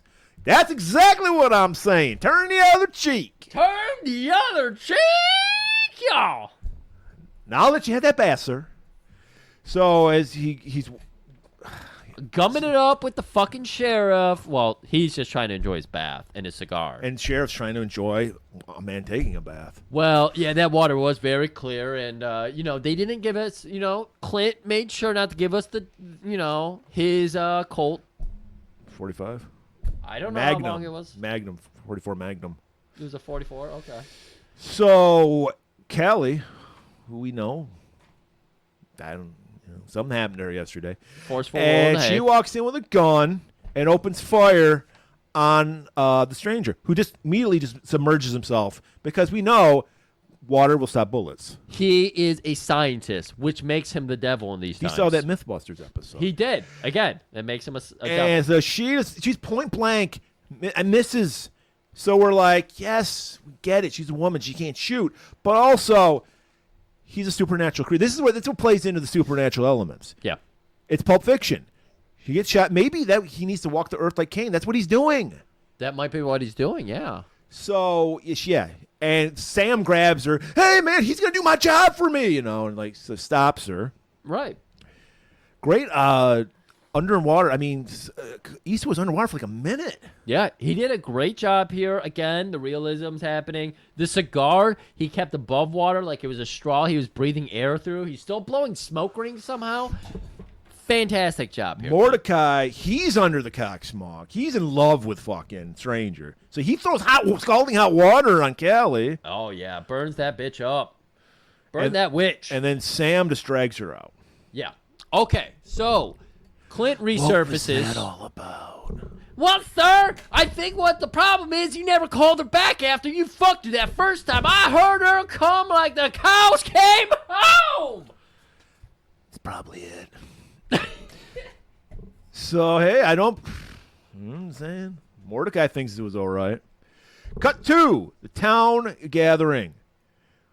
We're hearing about this old coyote called Stacy Bridges and the Carlin boys are going to be released from prison. For some reason, the town's worried about that. And because he's going to burn Lago to the ground. So this is the meaning of the elite minds in Lago. The town elders, if you will. Yeah, whatever. You got Mr. Belvedere. Mr. Belding, who runs the hotel. You got the preacher. I don't think he had a name. Exodore from Mork and Mindy. That's what I remember him Mork from. and Mindy. You got Dave Drake, who runs the mining town. Of course. And the mayor, Morgan something or other. Mayor Morgan. And they're like, what are we going to do about this guy? He killed our fucking muscle. Those guys were going to protect us from fucking Stacy Bridges and the Carlin boys. What are we going to fucking do? Right. Well, we need a new gunman. We got a new gunman in town. Let's just offer him a deal. But preacher, of course, is like, this man killed a man. So, like a preacher, he's like, eye for an eye is not the true way. So I'm going to see my way out of this conversation. Right. So Callie, she comes in. She's dragged in there because she did try to kill a fucking stranger. And she's like, fuck, that guy just fucking raped me yesterday. What the fuck, you pussy-ass motherfuckers? You want to hire him? Whoa. Slow down here, Missy. You got to see our problem as a town, as a community. You're being a little hypocritical. You're being a little hyperbole. You're being a little hyperbolic. You're being a woman, let's say. We need you to stop that. I will slap you around if I need to. You got raped. It was a little bit. Mordecai was there. He said you enjoyed it, so maybe you got pregnant. And in God's eye, that's a gift. Did you ever think about that? You ever think about that? We are good pro-life people in this town. Tua! Right in the eye of Dave Drake. Oh, and Dave hasn't had his dick sucked in a long time, and he's like, if that were only... No, that wasn't the kind of Haktua you want. By the way, didn't I just say, probably 6 weeks ago, let's put Haktua to bed? She fucking threw out the opening pitch at a Mets game? What the fuck? Just because you said it doesn't mean it's gonna happen. When I heard about the opening pitch, I'm like, oh, it's just some minor league team. The fucking New York Mets had a girl who's famous, her claim to fame is I spit on dicks before I suck them. We don't even know how many dicks.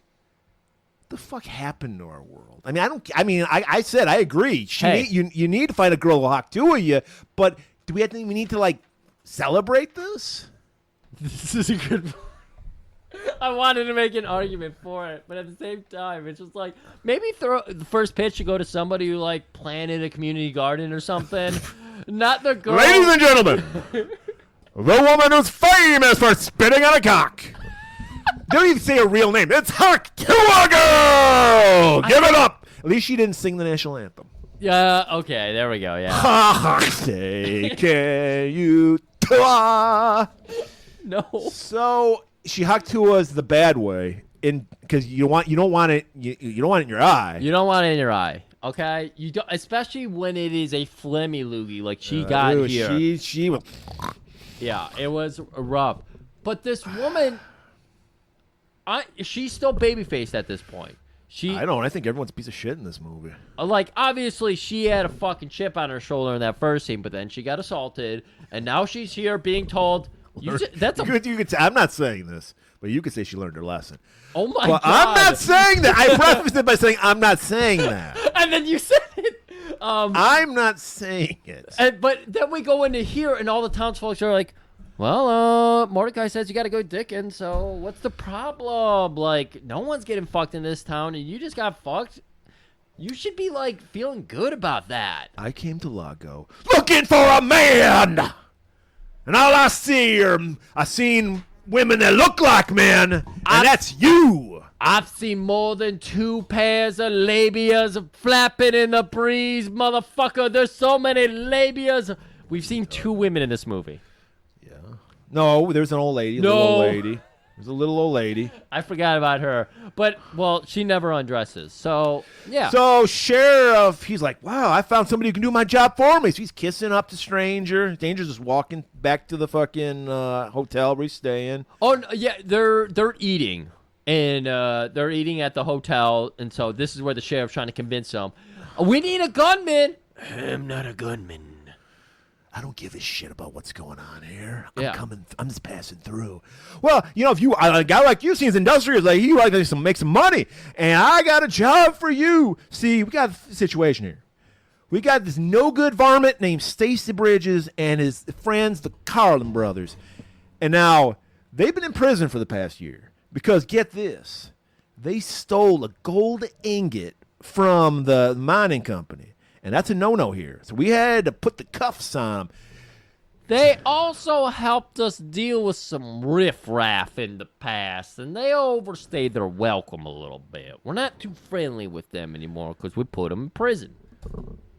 Yeah, and they also... I got that on the second watch, too. I'm so sorry. Yeah, and they also killed our marshal, Marshal Duncan. And so he's like, but I caught him. I slapped them cuffs on those varmints. I mean...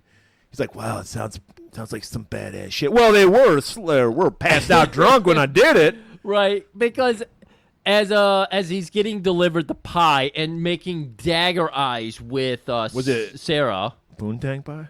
It was not poontang pie. Okay. But the sheriff did munch it down like it cherry was. pie? Cherry pie? Cool Cherry drink pie. of water, make a grown man cry. Sweet cherry pie? Is that why the sheriff cried while he was eating it? So... Yeah, she's staring daggers at him. None of these women, because these women are like, all the women are conflicted. So like, this guy is a piece of shit, but god damn, there's something about it. It's the fucking cock smog. It's just billowing. And they're like, God, there's something about this motherfucker. I hate him, but I want to fuck him. Yeah. Conflict. That's what drama's about, Griff. Conflict. Drama is about conflict. This is a good point. So, yeah, like, sheriff's trying to butter up fucking Stranger. Stranger's was like, I don't give a fuck. Slap the fucking bracelets on him like you did the first time. Well, sir, as you said, they were passed out. And he's just like, are you fucking kidding me? You know what this town fucking lacks? Does this come up here? All you have around here is a short supply of guts. Do you have it? Pussy. Get your own Pepe Pepe. shows up later. Get your own Pepe in this fucking town. So, Stranger tells Sheriff, he's like, well, all you got to do is set up an ambush. You know, right there. Right there, on that roof. 2 guys with 2 guns. Over there. Couple more guys, couple more guns. See? You're a man with ideas. I like that. We can use you. Come on, please. We'll give you anything you want. Give you a yo-yo. We'll give you a saddle. We'll give you anything you want. Anything? I like the sound of that. Cut to the general store. He's just like looking at shit. There's in the background. There's an old Indian man. It's like his grandchildren, like just looking at the merchandise. Trying to be good patrons. They're feeling up those blankets because, come on, everything's handmade. You know, you want to make sure it's going to keep you warm because the nights get cold. And he's like, Morgan, he's willing to help us out here, but we need Fucking goddamn natives, get your hands on the fucking blankets! Sir, we need you here. Yeah, anything you want, sir. Anything. So he just walks out. He grabs 2 big-ass jars of candy, hands them to the little native boys. All the blankets and the old man. Like, the wrinkles on his face had so many stories. If you just fucking peeled them back, you could read between those wrinkles. And he hands them 14 blankets. And the guy's like, no, no. And then he goes, no, it's okay, Mayor. And the mayor's like, yes.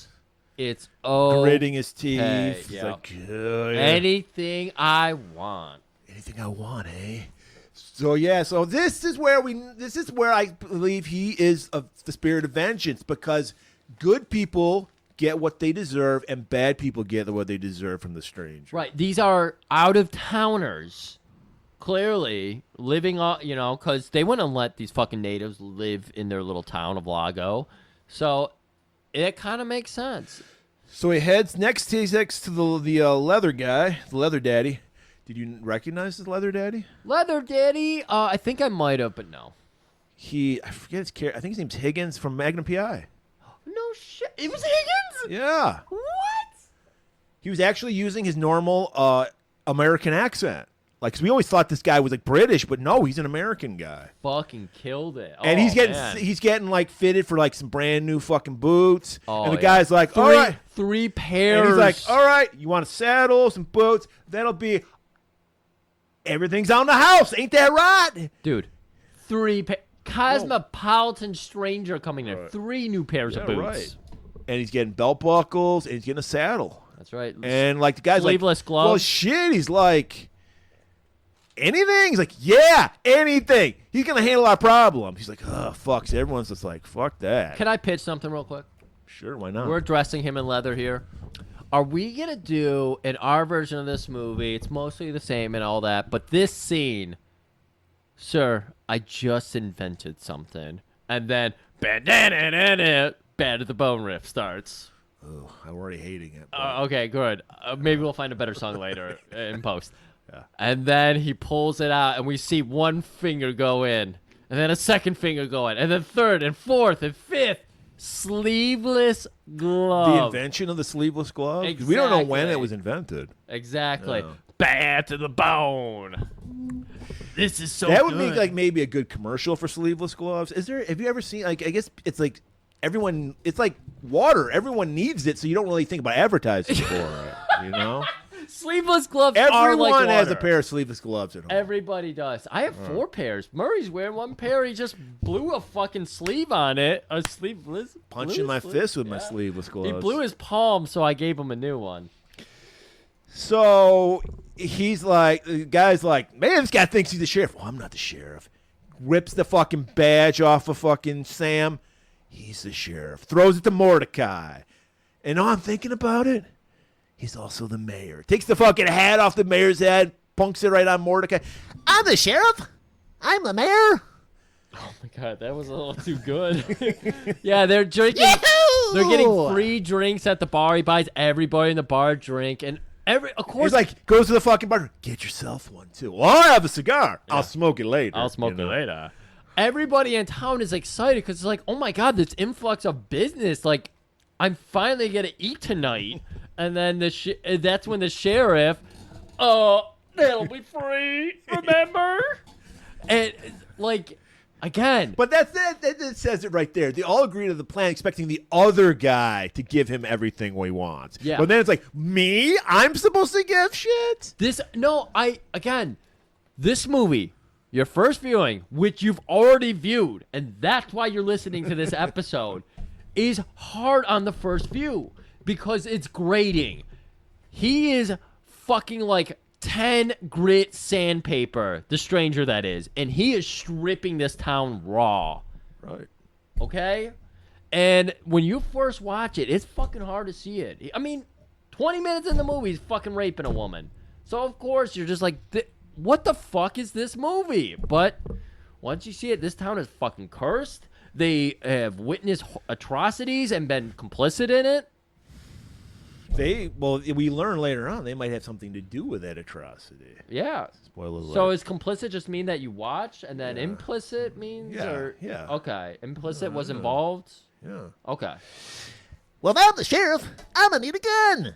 He's like, all right, let's do that. This shot, by the way, is perfect because it's right into the jewel case with all the guns in it and the weapon master or whatever, Jack Battleier in this scene, of course, looking beautiful, short shorts. Can't have these in these times, but this man, and they got a good thigh Sleeveless shot. pants. Sleeveless pants. They got a good thigh shot. They did. Yeah. Meaty thighs. Yeah. Man thighs. And he pulls out a derringer. Man-sized man thighs. Yeah, man-sized man thighs. Yeah. That, Jack, you can have that one. He pulls out a little derringer and holds it to him. This will fit your size, sir. And he goes, fuck that. 4 inches from my waist. And he gets the fucking Dirty Harry gun. That's right. And he's like, fuck yeah. He's like feeling power. The first thing, he's like, I could kill anyone I wanted, and I love it. I wouldn't put it past this movie to have him take Callie into the stable after he got that gun. Yeah. And I am so sorry to make that joke. Thank God she can just slap him around. That's right. But then Stranger goes, in fact, everybody gets a gun. Whoa. He's like, woohoo! He's like, I can fucking close up for the day. Oh, anything you want? Sam's like head pops in. Yeah. At this point, he's got the knife and like the chewing tobacco. Yeah. Disgusting. Again, showing the levels of depravity this town is just indulging on. So, chunks it off. That's gonna be on the town. We all gotta spit in the same kettle. Don't you know? The same kettle? What do they call it? It's a spittoon. Spittoon. We all got. He called it a kitty for some reason, so that was in my head. And then Stranger lowers the mood by going like, yeah, everybody in town needs a rifle. Yeah. And Sheriff's looking around like, yeah, everybody in town. He's like, even you. What? No. No. He's like, no, we got a militia we're starting up. We're the elite. We don't do this. We got our shelter. We got cars. We got whiskey. We're all set. We got a clubhouse. Everybody. Rifle drill starts at 6 a.m. 10 minutes, Murray. You get 10 minutes, not 6 a.m. Well, it was. This was 5:50. Oh, this is 5:50. Oh, excuse me. Yeah. Murray can read sundials in movies. He read the shadows. I can tell by where the sun is. Yeah. He knows where a movie's shot, by the way. He doesn't always talk about this on the show. He knows where a movie's shot by shadows, and it's incredible. That's my mutant power. Cut to our villains. We finally get to see these coyotes we've been hearing about. Stacy Bridges, not Carlin, Stacy Bridges and the Carlin brothers. I shorthanded it to the Carlin brothers. They're finally released. They've been in jail for a year. They're finally getting released. I thought they said 6 months. I think they did too, but then they say a year later on. Okay. It's very vague what's going on there. Okay. Maybe it felt like a year. Okay. But they're finally getting released, and they're ready to head back to Lago and be like, where are our horses? What the fuck you think you've been eating these past 6 months? You motherfucking honky-ass policeman. And, like, we can see that Stacy is the brains of the operation because one of the Carlins like, I bet he was fucking with us. I bet he didn't give us horse meat. He fucking sold our horses. That motherfucker. And, like, Stacy's like, you figured that out, asshole? You know? We were eating fucking chicken all fucking for 6 months. You know that don't taste like horse meat. Which is weird because that's the one meat that doesn't taste like chicken. Horse meat. You've had it? No, I've never. I don't think it's illegal. It's illegal in America. I think so. In France, they eat horse meat. What's the weirdest meat you've eaten, do you think? Not much. I probably Probably buffalo. I've had a buffalo burger. Buffalo burger, okay. Supposedly they've had a rattlesnake bratwurst. I had alligator in Florida. Okay, alligator's Maybe, weird. maybe that's the weirdest. I think that might be the weirdest one. Okay. Okay. I had shared popcorn with a black man. Oh, that's I had- not weird. That's beautiful. Yeah. Yeah. Lamb.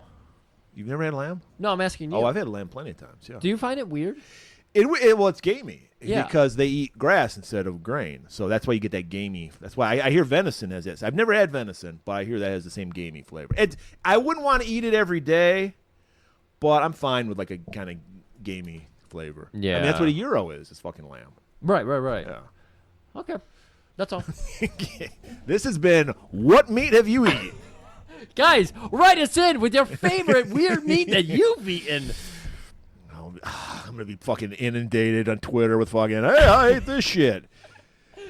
Okay, so... If you can incorporate that into a movie poster, maybe. So the Carlin brothers and Stacy are they're heading back to Lago to, even they have to walk, and they do walk. All right, so we're going back to the town where we're seeing training practice happening. Yeah. The people on this horse and buggy are the bravest of all. Yeah, really. It's Sam, Mordecai, and some other dude. Yeah.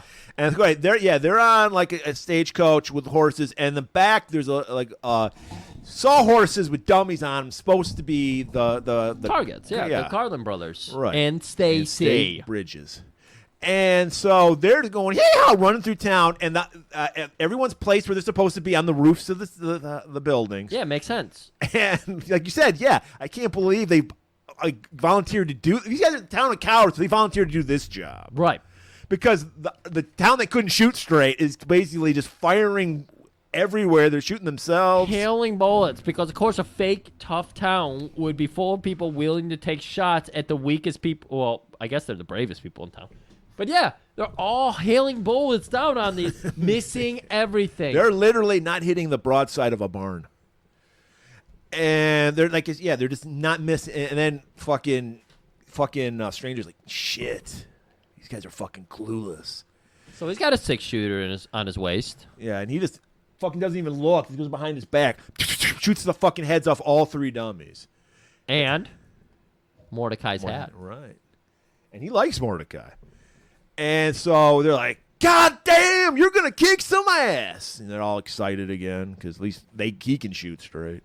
And this is where we got over to Mordecai. Sir, are you serious about that shooting? You could do this all on your own. You're going to save this whole fucking town. He's like the fucking quarterback who comes to the podunk, high school town and is going to take them to, district championships. And he's like, yeah, great. We need to get some stuff together. What kind of stuff? For a picnic. And, of course, just like now, if you need actual work done and for cheap, where are your Mexicans? And they go straight to the 2 Mexican guys who do all the work on the whole fucking city. What is the slang word they use? Mexas? Yeah, Mexas. Mexas. And he's like, can you make some picnic tables? Of course we can. I mean, Si, senor. how quickly do you want that? But we need lumber. Oh, I got some lumber for you. Follow me. He does not grab his dick. No, he doesn't. And he wouldn't be that crude. I mean, he might rape a woman, but he's not going to be that crude to, grab his Jesus dick in front of... This is the Old West, after all. You can make a joke like that in the Old West. So, they go over to Belding's place. Because Belding's at his house, and he's like, what the fuck are those Mexicans doing in my barn? Because one guy's like, why, Mr. Belding, it's very nice of you to offer up your barn. You got termites or something in there? What the fuck? What are you talking about? Well, those Mexicans over there, they're taking your barn apart. What? Runs over there, starts screaming at the Mexicans, because once again, shit runs down a hill. You can yell at the minorities. That's right. Thank God we can't do that now. He's got his blackjack to slap him around with. Project 1825 is going on right now. That's when you hear Mordecai, hey, mister, knock it off. This is by the order of your sheriff and mayor. And he's Like, got you a little fuck. By the way, we have not talked about the evolution of Mordecai because yes, he's feeling the raw, passionate power of being the sheriff and the mayor at the same time. Right. He's got big dick energy happening here, and by that I mean He's literally tripping over his own dick. That's right. And so now he doesn't, because before he put the gun just in his belt, and then he had the big mayor hat that he was wearing. Now he's got the double-breasted vest with the double bandolier, the gun with, you know, he's got the rifle over his back. He's got a whip at his belt for some reason. Like, he is full on, and he's really trying to push his authority across. Like, and he's like, "You're gonna take my wood?" And he's like, "Shut your mouth. I'm gonna need 35 sets of bed sheets, 1 barbecued steer, and 200 gallons of red paint. Chop, chop." All right, so now the stranger, he's like, Oh, by the way, get all your fucking tenants out of your hotel. What? That's how I'll make my money. I promise these people this room. I don't give a fuck. Do it. All right, so we're going over to Stacy's gang with the Carlin brothers, and they happen on some campers. Right. And they just, I think, immediately open fire on these guys. Oh yeah, no, because they start walking up, and the guy goes, "Hey, you know better to walk up on a couple people's campsite," and they because it's the city slickers. It's what's his name trying to put on an accent. Dudes. And yeah, we're trying to play up how evil the fucking the Bridges gang is, because they're just they need horses, and they're just gonna murder these guys and take their horses. Exactly. They even chase a guy down, kill him, and Stacy's like, "God damn, this guy's sharp dresser, sleeveless gloves. I'm taking that shit." Where do you even get gloves like this? I've only seen them with the fucking finger puppet glove.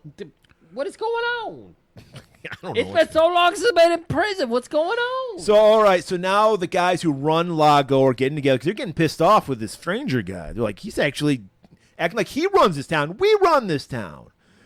So Dave, who's the mining guy, he's like, look, we'll deal with this guy. He's like, I bet fucking like one more day is all we need, because the fucking I don't even, because like they heard that Bridges and the Carlins had gotten out. And they're like, they're probably not even going to come back, you know? No. So, like, let's put up with this guy a couple more days, and then we'll fucking take care of this asshole. Right. But, sir, they've got everybody in town turning on each other. There's nothing we can... He's a monster. What town are we if we allow him to stay here? And he's like, look, we got to take care of Bridges and the Carlins. And then so this is where we allude to there's something going on. He's like... Those guys wouldn't have talked, and we're like, "Well, talk about what? What is he talking about?" And then we're like, "All right." So we know that they name drop Duncan at this point, and they're just like, "Look, we know that Duncan and that whole situation's out there. Like, we got to keep this shit clean." All right, heading down to the street, we see the people being kicked out of the hotel. It's the little nighttime. old lady, she's all pissed off. They're all spitting in the face of fucking strangers, watching them all walk over. Oh, wait, no. Stranger just hanging out by himself. All right. Just waiting for these guys to get out of his fucking hotel. That's and then right. Sarah, who's the wife of Belding, also helps run the hotel, comes out. She's like, "Your room's ready, motherfucker." And he's like, "All right, glad." Before I go up to my room, I need dinner. I need some fried chicken and French fries. I'm sorry to break the atmosphere of this movie, but he did channel whatever that guy's name is. Night killer, I don't know. His girlfriend, or the girl he's assumed as his girlfriend, is pretty suicidal, too, so that makes sense. And she did have an inordinate amount of semen in her body. Was that bit from that movie? Yeah, go see Night Killer, people, with our buddy Phil. Killer with the great Phil. That was our Devil's Night episode. It was a Devil's Night episode. Last year, almost a year ago. Almost a year ago. Night Killer, inordinate amounts of semen. Check it out. When everybody was still high on Phil. I'm high on Phil. Murray's flip-flopping on Phil. Are you back on Phil train? Wow. Talk about flip-floppers. You're high on Phil? I'm high on Phil. The guy who said he's had his fill of Phil is now high on Phil? Yeah. By the way, it's my favorite metal band, High on Phil. Okay. All right. All right. So, we see Mordecai. He gets chased under a porch. Of course he does. Is this where he gets punched, or does This he is gets where that. chased? No. But this is. Oh, where, you know what it is? It's the fat dude he's pissed off. He's like, "You use my fucking wagons for fucking target practice? What the fuck? I didn't sign up for this." Sam's like, "Anything he wants." Yeah, and Mordecai, you gotta listen to me. I'm the mayor and the sheriff. So listen. Fuck you, you little dwarf! And then he scurries underneath. That's where underneath the crawl space. So one of the houses. Yeah, he may be a big brave dog, but he's When strangers around, he is. but he is going to, start to show that he realizes. And then he has a flashback to that brutal whipping, and this is where we see the fucking Stacy and the Carlin brothers whipping him. So because we didn't know who was fucking doing what to what, so now we get a little context. We're like, okay, that's the sheriff of the town. This is the gang, a guy who got just released, and we're seeing the town watching this shit happen. We come to the town is dark. We're full on in this flashback, which when I was watching this, I was like, wait, has it always been Mordecai's flashback? That's what confused me. This is his flashback. This is, again, what confused me about the first flashback. Maybe we were looking at Mordecai's flashback, because as we see, he's been under this fucking porch more than once. He's constantly Probably where he lives. He's like a chihuahua. He's got a big bark, but as soon as like anything comes up to bristle him, he's under the fucking porch. And so he's watching it, and we're seeing the same event we saw the stranger. Right, we're getting each time we get a flashback, we get more context. Right, and now we're getting And we see the guy, help me, you cowards, and they're just standing watching. long, brutal, whipping, non-stop, shadowy figures everywhere. You're like descending. Well, they're no longer shadowy. Now we're seeing the guys that we saw. We see Stacy and the Carlin brothers. So we're getting more context with each flashback. Right. So we're like, oh, okay, so those guys killed Duncan, and that's why they were in jail. Right. But we're seeing some of the townsfolk also retreating because they were, as we're about to learn, some of the people who helped mastermind this whole plan. Because Yes. I don't think they've alert. spilled. No, they haven't yet. Oh, okay. We spoiled so many things. So. Yeah. But you're saying this is where they were showing a lot more. So I thought maybe they showed it in this scene. And so, and I believe this is where we get, was it Callie comes running out. She's ready to fucking stop this shit. She's like ready to get in between the whips and She's into that. and Duncan. Well, okay, guys, when you watch this movie once or twice fully through, you understand that this is a woman who's into being thrown down. I'm just gonna say that. She wants to be taken, yeah.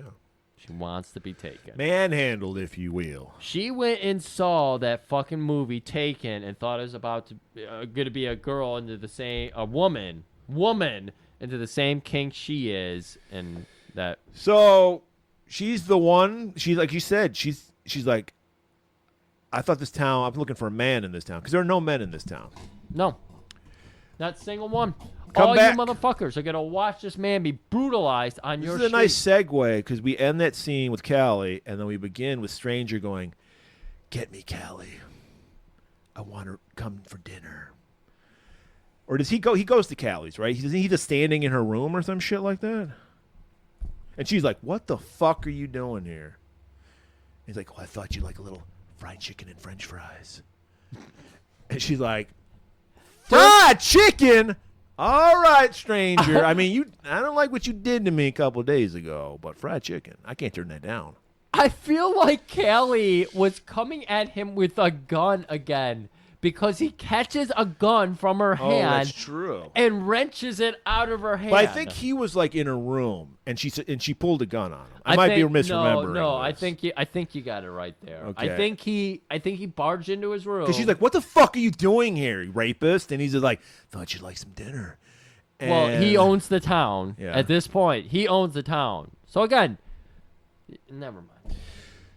So we cut to the scene. She's gnawing on that fried chicken like the Night Killer. Dude, before we even get to that scene, she's just like, "I would never break chicken with you." And he's like, "I think you will once you know what I've got in store for you. And she's like, you know what? Yeah, I do. And then they make out right there in the hallway. He takes the gun from her, and then he hands it back to her as he leaves. Yeah, she's like, why? I need a half an hour. And he's like, no, you look great now. And she's like, no, I need a half hour. Cocksmog.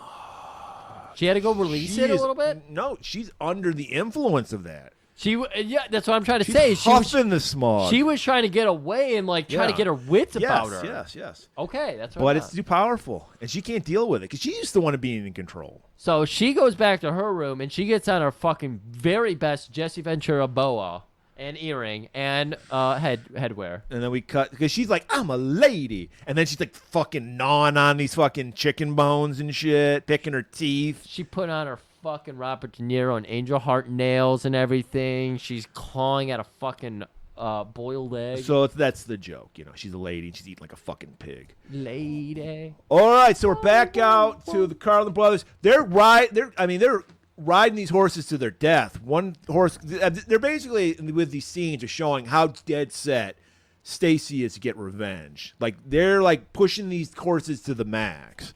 And one of the horses winds up going lame, like steps on a rock or some shit. And he's like, fuck this shit. We're leaving your brother behind. It's like, well, if we can ride on fucking bitch on my fucking horse. Like, all right, but we're fucking going to this fucking town. So we go back to town where we see Mordecai. He's just out on the nice. He's the sheriff. He's the fucking mayor. He's got the biggest dick in town aside from that, maybe other being. And so he's out walking with so much confidence, chin held high for the first time in his fucking life, and he gets sucker punched. Hey, little fucking sheriff! I don't know who it was. I think it was Morgan because he's wearing his hat. He's wearing his hat. Yeah. Morgan punches the fuck out of Mordecai. I'm the mayor. Look at my hat. Boom! Knocks him flat. Puts his dick in the dirt. And we go inside the church where all the townsfolk. Excuse me, everybody. All the townsfolk are getting together, and they're just whining about the stranger. They took over my hotel. They took over my business. They took my blankets and my gumballs. What else they take, Murray? My sleeveless gloves. Stranger was there? In spirit, he was. Okay. He's the spirit of vengeance. But we go back to the hotel because we're done listening to the fucking townsfolk belly. Nothing hotter, Griff, than watching a woman gnaw on a chicken bone. Is that so that's what Stranger's like. I want you to gnaw on my bone. So they're post-bone. Before they bone, Sarah comes back in. What will you be having for dessert? And he looks across the table, and she's mincing away on that fucking bone. And he goes, my dessert plans are, right over there. Poontang pie. So he bones Callie. Callie's totally she's engulfed in the cock smog. She's not even in control of herself. She's legally drunk on cock smog. She would not be held accountable for her actions, is what I'm trying to say. You're right. I got questions here because now we're going into nighttime and post-coitus. You're having a little nap, You've exerted yourselves. Yeah. Yep. Maybe she got... Even though he fucks like a dead fish. I mean. Based on what I was just about to say, she clearly is not restless. She is restless. She is not tired out because that was a bad experience for her. Probably again. Because, he is the manliest man in this town, but he doesn't give a fuck about getting her off. Right, yeah. He don't go down on. He don't eat pussy. Well... He ain't eating poontang pie. Yeah, well, he's sampling it but not eating it. I don't know how you do that, but that's how he does it. All I'm trying to say is a 3-pump chump. Yeah, exactly. He is just trying to get himself off as fast as possible so he can go to sleep. Well, yeah. Like I said, he's here to punish. He's not here to Exactly. Yeah. And so we're waking up 1.5 hours later and dead of night, and she's getting on 18 layers of nightgowns because that's how they did it in those times.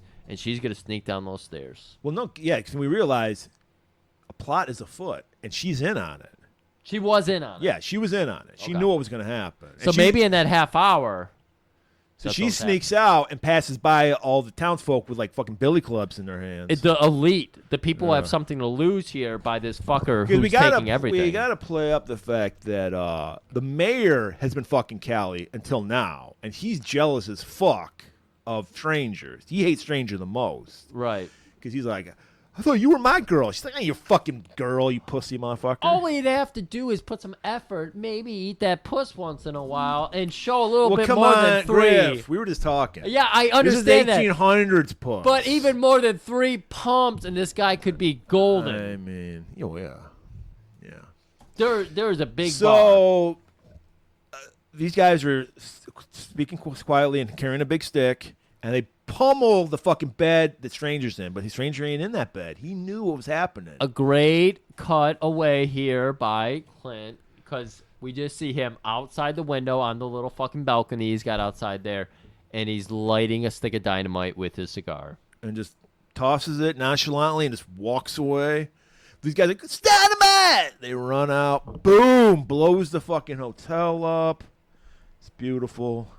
I think he shoots a couple of the guys that were fucking. Yeah, as soon as the room blows up, as soon as he tosses the dynamite in, he gets into position on the street, and as the guys are running out, he starts shooting at them because they assaulted him. He's doing it in self-defense. Then he chases after Morgan. Morgan reveals what a bitch she is by taking Sarah as a hostage. He's like throwing her in front of him, pulling a Macho Man Elizabeth thing. You're right. And like we said, Stranger isn't here to save anybody. He's here to punish everybody. So he doesn't even give a fuck that she's a shield. He just shoots fucking Morgan. He shoots at them, hits Morgan in the arm. Yeah. Morgan runs off. Callie's like, he's going to fucking kill me. He knows I was in on this shit. Morgan's like, see ya, bitch. I'm out of here. Jumps on a horse and fucking rides off. So Dave is being confronted, and he's begging for forgiveness. Claims Morgan's actions don't reflect the town. Don't worry about him. It's not about all of us. It was just him. He was acting on his own. I will give you $500 a head for those varmints that are coming in here. How about $500 an ear? $500? No. 1,000. No, he says $500 an ear, which means 2 for each guy. Oh, that makes... Yeah, okay, that adds up.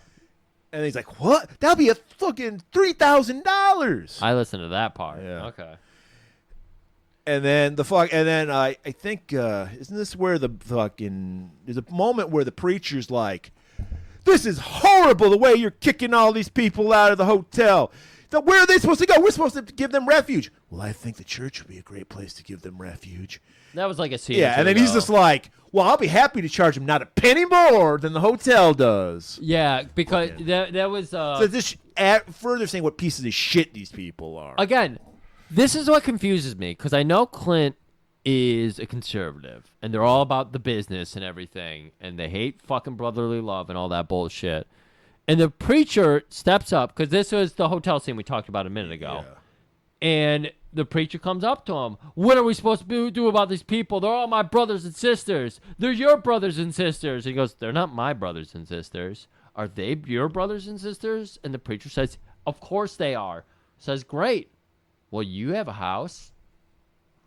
Take in your brothers and sisters. And that's when he gives the line. Well, I'm not going to take them in for free. Well, he doesn't say that. He's like, well, you're welcome, brothers and sisters, and I won't charge you a penny more than what Belding charged Again, you. So, yeah. I'm saying the ugly part of it. Yeah. You're saying the pitchman's part of it. The conservative ploy of everything is a business. You got to also remember, bro, we're living in different times. Like, you're trying to paint Clint Eastwood as a modern conservative. He might have just been an old school conservative. I agree. No, I don't know where he stands today. I don't. I know we talked to the chair back in, 2016 or something? Yeah.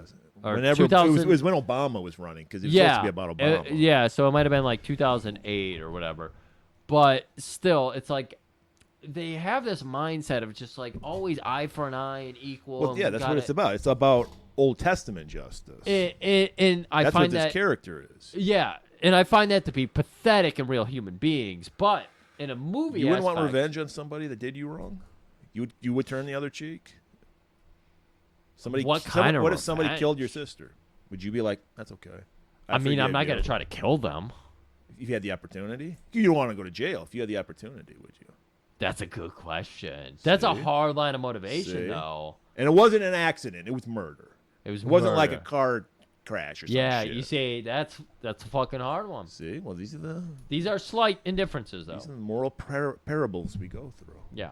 We're talking the highest one. Though. Back to the scene we talked to before we got sidetracked by that back scene. He's like, "All right, here's some shovels. I want you to bury the people I just murdered." They're like, "Whatever you say." So like, and he makes sure like well, I guess Morgan laughed, but he makes sure like Dave and everybody has to fucking do this shit. So like, it's like literally like 4 a.m, and he's like, "We got a lot of shit to do. You better start the shoveling because we got shit to do later on that day." Yeah, no, he's the worst businessman possible. Yep. It's been a long night. A lot of bad things happen. I'm going to go to bed. You guys take care of all my bullshit that I just caused. Get to work. Here's the shovels. It's perfect. No, this movie, when you see it as 30. Because right now, you're still thinking, God, he's hard on these fucking people. Like, they're just, I mean, they're cowards, but they're good people. No, they're not. No. It gets revealed later on. Exactly. Like, I love this movie for the fact that it really fucking pushes your buttons and makes you realize, like, shit. Okay, anyways. So he's going back in, because the hotel's not totally blown up. Just his room was blown up. Like, the whole top half's blown up. A bunch of fucking rooms are... And Sarah, Mrs. Belding, comes out. Excuse me, where are you going to stay? Your room's blown up. Every room's blown up. The only room that's still intact is my room. That'd be great. Is that the third on the left? And she ushers him over to before that happens, when she's just talking, because this is an important line for the later the scene. She's like, "I hope you're happy with yourself." It's like, I don't even know how far you're willing to go. You still don't. So there's more to come, because she's just talking about what happened before. Okay. And it also implies there might be some surprise sex for her later on too, because he's not just about taking the room.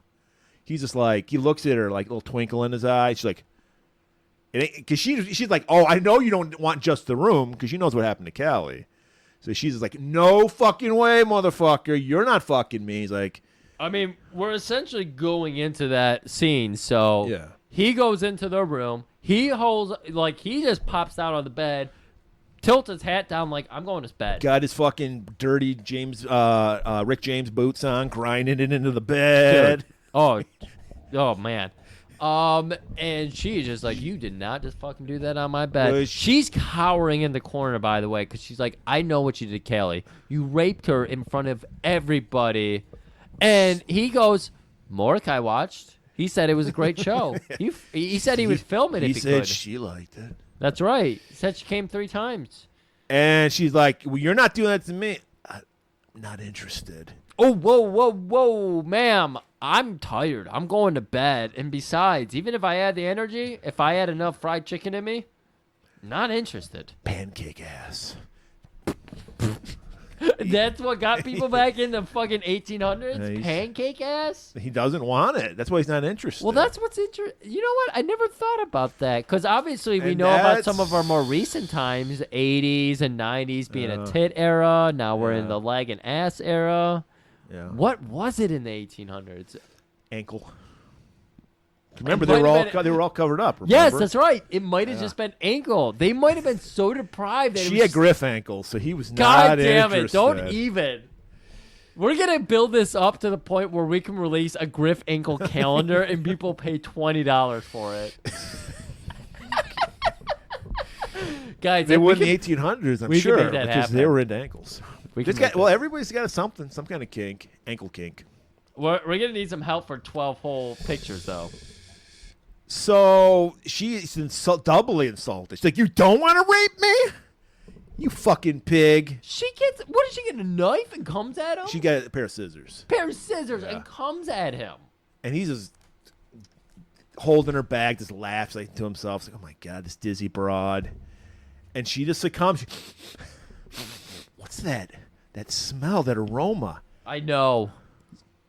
Your friend, Callie, she loved it. Yeah, it ain't lilac water, baby. Cock smog. And she succumbs. And he comes. No. She succumbs. Succumbs is not enough. She does it. We've been talking about the gross factor here. This woman is so ready.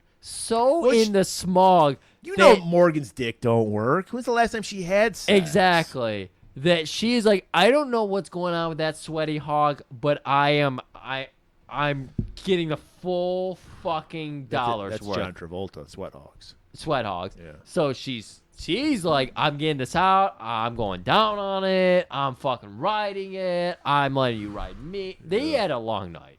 Yeah, they did. Long night. You could do a spin-off movie. He did it twice in one night. You could do a spin-off movie, like a little art 45-minute movie, just like My One Night with the Devil or something. Next morning, she's got that after fucking glow about her, and she's just like, you know, he's like, you're an interesting guy. You kind of remind me of somebody. You know Marshal Jim Duncan? And he's like, no, never heard of him. And she's like, no, I think you're here for him. I think you want revenge. I think you know, the way you reacted, you know him. Yeah. I just came here for a bath and a shave. Maybe a little whiskey. So now we're like, maybe he is involved with this Duncan character. Now, we've got our clothes on. We're outside. They're just finishing burying the bodies. It's like dawn. Right. And we see Stranger at the town sign, and he's like working on something, doing a little art project. That's all right. We don't get the reveal on it or anything yet. But then he's telling everybody, like, your town, it's not red yet. Let's make it a little redder. We just got done burying him.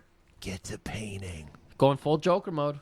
Whatever you say, sir. And then we spin around. He walks away from the sign. He did something, and it just says hell across there. So, yes, now we know he is an emissary from hell. Yeah, Spider-Man. So now Belding, the cuck that he is bitching at his wife. You sucked his dick! And this is where we get the reveal about Duncan and everything, and how the town is in on it. Because what happened was they hired their goons, Stacy and the goons, Right. to kill him because we learn that the mine that they have is on government property, and the government's going to confiscate all that shit. And Right. And Duncan was going to tell because he works for the government. He's going to tell the government. Regulation. Right. This is the horrors of regulation. Rich man can't get richer. So that was the whole ruse. Was they knew they had to get rid of Stacy because these guys were fucking assholes. So they set them up with the whole they stole gold. They never stole any gold. Oh, interesting. And the reason why, because they just wanted him out of their hair. They didn't want him to get killed because if Stacy admitted, like, I killed them for money, he'd get hung just as much as they would. Right. So that's why he never ratted the town out, but he wants to get revenge. So he Okay. just stewed in prison for like 6 months to a year, and then he's coming back. Because they assumed, after a year, he'd be over it, and he'd just move on to another fucking They town. would hope that. Yeah, right. So these guys are fucking stupid, as Of well course. as disgusting, And despicable so people. Sarah packing her bags, getting ready to leave. Yeah. And then we cut over to Stacy's gang because, of course, they're, heading towards town, but Right. they spot Morgan. Well, Morgan leaving, runs into their camp. leaving town on his horse, and they spot him coming through, and he's hunched over, he's bleeding. And he's all bullshitting them. He's like, no, I never wanted to set you guys up. Please help me. It's like, oh, sure, I'll help you. How about 12 months back pay. Yeah. How about you tell me about that safe, the combination of that safe you got there? He's like, yeah, we'll take our fair share. We'll give you the rest. Don't worry about it. And Morgan, even though he's like in the middle of nowhere with no safety, no nothing, he's like Dying. No, I would never, because oh my god, these people. And then while he's talking, and Stacy's talking to him, he's got a little like pointed stick in his hand, and then he's like, you fuck. Even he's disgusted by these bitches. He just stabs fucking Morgan in the throat, kills his ass. Right. And then they're like surrounded by hills. They're like a little kind of like valley. Mm-hmm. And then boom, the gunshot goes at him. Like, oh my god, we're fucking surrounded. And we see that it's fucking Stranger, and he's just toying with them. He's like throwing fucking dynamite sticks. He's not at him. throwing Well, he dynamite. lights a stick of dynamite and leaves it where he's at. He's setting up these long wick dynamites to make it look like he has them surrounded. He is playing mental games to the 9th degree on them. It's incredible. This was a fucking cool. God, this movie, man, it's a hard one. And it's working because they think fucking Dave is doing this. Like, it's got to be that Dave Drake motherfucker. And it's just like, One of the brothers gets shot in the fucking ear. Or it could have been shrapnel off of teleprompter. I don't know. It might have been. I saw a teleprompter there. He was Right. reading off. Everything he said was deliberately said, so it felt less from the heart and more from He shot off my ear! My ear! Fight forever! He pumps his fist.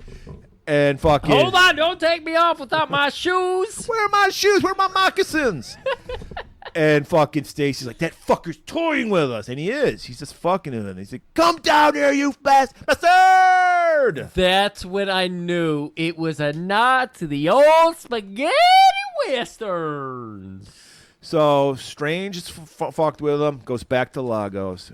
The whole town painted red. And I got to tell you, as someone who's painted plenty of houses in my life, no fucking way they're doing this in a few hours. No. But I'll give it up to them. There was a nice touch in that they didn't tape off the windows. They didn't do a good job. There's fucking paint everywhere. And it's only up to like the top of a ladder. So above that, the town isn't painted. That was a nice little touch. Right. When you're going on the main road, it's all red. But especially back in those days, they didn't have roller brushes. They're painting this shit with a brush. Yeah. But if you go down the Impossible. side, if you go down the It kind side, of Griff, it kind of took me out of the movie. Oh, because I know what I'm talking about. All right. I know you do. I was painting yesterday, for fuck's sake, and I was like, no, It's all couldn't have done bullshit. it. And Yeah. fucking painting is bullshit. Like I'm settling in with the fact that I have to drywall that fucking closet, and now I'm thinking that's where my Sedaris poster's gonna go, right next to Ginty, like a little bit of yin yang. Beautiful Sedaris. Ginty? You have a Sedaris poster? Yeah. Oh, okay. I'll have to show you have to when show we're it to done me, here. yeah. I didn't know you didn't know. Which movie is it? Yes. Yeah. Okay. So he's riding back into town. The town painted red. And everyone's like, fucking Mordecai's like, we're gonna fucking kill every motherfucker. You know, he's just like, fucking Valhalla waits. He's just like loving this shit. But I gotta ask you, for real, tone settles. Like, clearly, seriousness is taking the fucking lead mic here. What do we do when they're gone? He's like, well, you kill him and then you live with it. He did say, you kill him, then we live. Yeah, because that's the thing.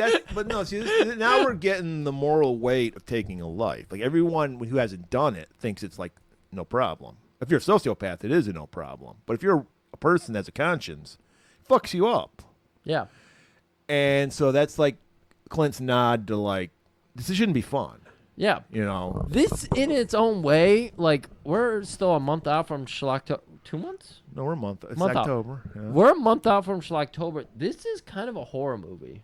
Well, yeah. This is considered, like, according to Plex, whatever they pull that, IMDb, they call this like a Western thriller. This is a Western fucking horror.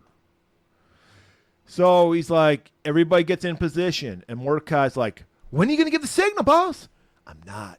You are. What? And then, oh my God. The alarm starts going off. They're ringing a bell. And everybody's freaking out. The guys in the bars are like, we got to get into position. Yeah. But we're not worried because the stranger's going to fucking take care of everything. And then we go outside to the stranger, just like he came in, hopping on his horse, and that same gaze upon him. Just that awe face. What are you doing? You're leaving? You're leaving? He doesn't even answer him. He just rides off. Meanwhile, Stacy's gang's coming the other way. It made him put up a banner that said, welcome home, boys. Again, the picnic tables that we were talking about, everything they were setting up was, welcome back, boys. They have a whole fucking thing set up. Like, fried chicken and french fries for everybody. Dude, that would get anybody. And then the gang runs into town. They fucking lasso Sam, drag him away. They're shooting. Rough. Everyone trying, at least now they're trying to shoot, but they can't shoot straight still. They're shooting each other. It's Dude, like, Mordecai stands in there for the last second and goes, everybody open fire. It doesn't work. He started running to hide. He goes under his fucking porch like he does, like the chihuahua he is. like a groundhog. He's got that little Or a burrow. groundhog, yeah. And so the town's immediately taken out by 3 guys. Naturally, yep. Oh my God. Oh. So everyone's brought to the saloon to get, a tongue lashing, get a little scolding before they're all murdered. Finally, Kelly's brought in, and she's just like, "Oh, Stacy, you're the best thing I've ever had. Oh, I waited for you. I pined for you. I wrote so much poetry about you. I can't believe it. I learned a Japanese art called haiku. Stacy, my dick. You are the only one, my dick." Stacy's like, "You weren't even the best pussy I had that day." He's like, "You're like, basically, she, it's like a town full of betas, and she just can't handle any alpha. Like, Nothing. it's like Stacy's even like, what? You think your pussy fuck's good? No. I want to know who the fuck was behind all this ambush. I know you fucking pussies couldn't have done anything about it. Couldn't have been that Dave Drake motherfucker. Could it have been? And then one of the brothers goes toward the door, and then whip wraps around the neck, and he's yanked out, and he gets the shit whipped out of him. And it's interesting because they're doing these cuts because, of course, we're getting a man being whipped on the streets of Lago again. And we're seeing the two other, Stacy and the other Calhoun or whatever his name. Carlin brother. George. They're just kind of in awe of the situation.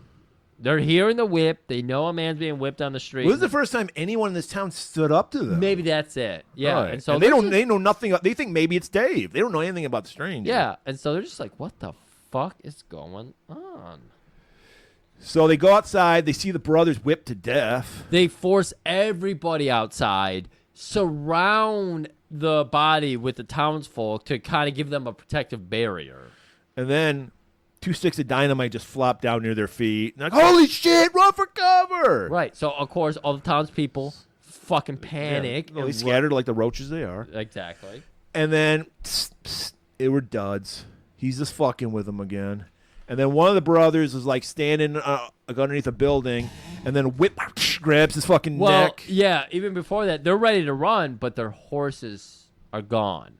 So they can't run away on their horses, so they have to figure out this town. The town has been set on fire. I don't know if they did it or fucking Stranger did it. Stranger did it. Well, and like, it's just like. But yeah, now they're walking the corridors. They're trying to figure out who's been fucking with them this whole time.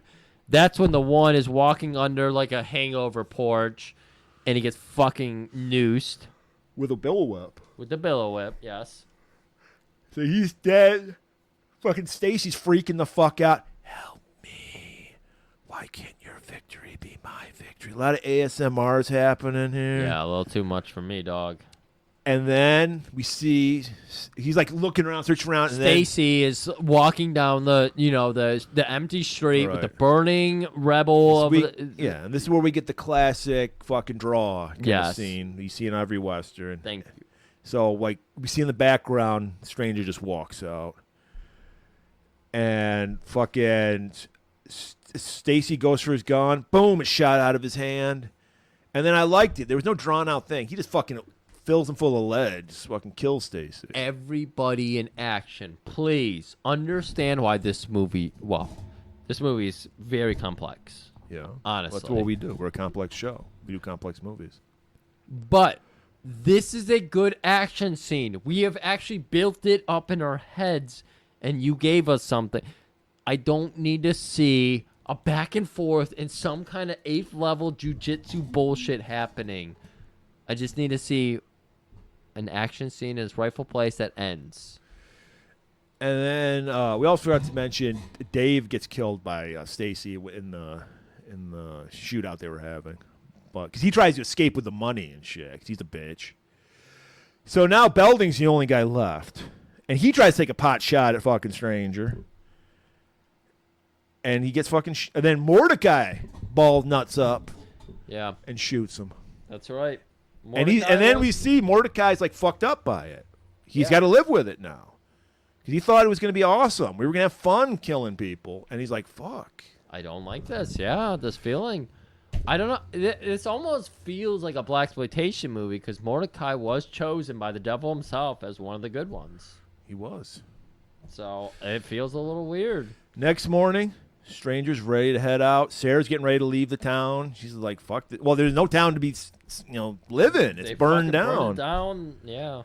So it's kind of like careful what you wish for. These people wanted a savior, and they lost their town in the process. That's right. Like they asked for one thing. It's that whole thing, like the cursed genie's wish. Like I want all the money the in monkey the world. paw. Yeah, the monkey paw. I want all the money in the world, but everybody else suffers for you to get that money or something. Well, most people wouldn't care about that, but What do you mean?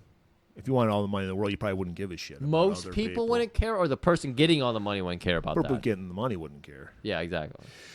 So he's riding out of town, and we forgot to mention that Duncan was buried in the nameless grave. He didn't have a This tomb, was okay. Yeah. You know what? We did an awful which job. they had to do because they had to hide the fucking body. We did a terrible job because that was one of the plot points. We did bring up Jim Duncan and his Yeah. whole situation and everything. And so now Mordecai's giving him a proper grave and burial and all that. Right. Marking his grave, writing it all out, and that's when we have Stranger rolling up on him as he's leaving town. I never did get your name. Yes, you did. Yes, sir, Captain. And then we turn around. We see that he carved in. Now Jim Duncan has a gravestone that he can be mourned by his family. I mean, you said. Well, and then Stranger drifts off and disappears. Literally disappears. So that's like, yes, he was like yeah. a, he turns into a fog. Yes. Or excuse me, Smog. smog. Yes. Excuse me. He was the embodiment of smog. Is Yeah, what he was. I no. This is a fucking tough movie on the first watch, but didn't I find it think tough, it is but- very rewarding on a second watch. And I think it's a very interesting It's movie. because We don't here's get the thing. We don't get a lot of this kind of story arc. the old westerns, it was clear cut good versus evil. Yes. That's not real life. Again, meat and potatoes. We're not talking that though. We're talking Casserole. Is what Western we're talking about. casserole. Casserole Western. Oh, is it And- that casserole western? Okay. Spaghetti Western, casserole Western. Okay. Everyone's shades of gray. We all have our dark side. We have, and that's I think what the Italians brought to the Western. Yeah. And I like that. I prefer that. That's No. why I don't care for, like I said, John Wayne shit. This, I've seen like 3 other westerns at this point. This is easily my favorite. It created conflict in me. It created like it put a Like lot. all great art, it's supposed to make you think, Griff. It actually made me think. Whereas most of the meat and potato westerns, you're just like, I'm going around for the classic babyface versus heel ride. Right. And they rarely elicit much. You're just like, oh yeah, okay, cool. That guy's kind of cool.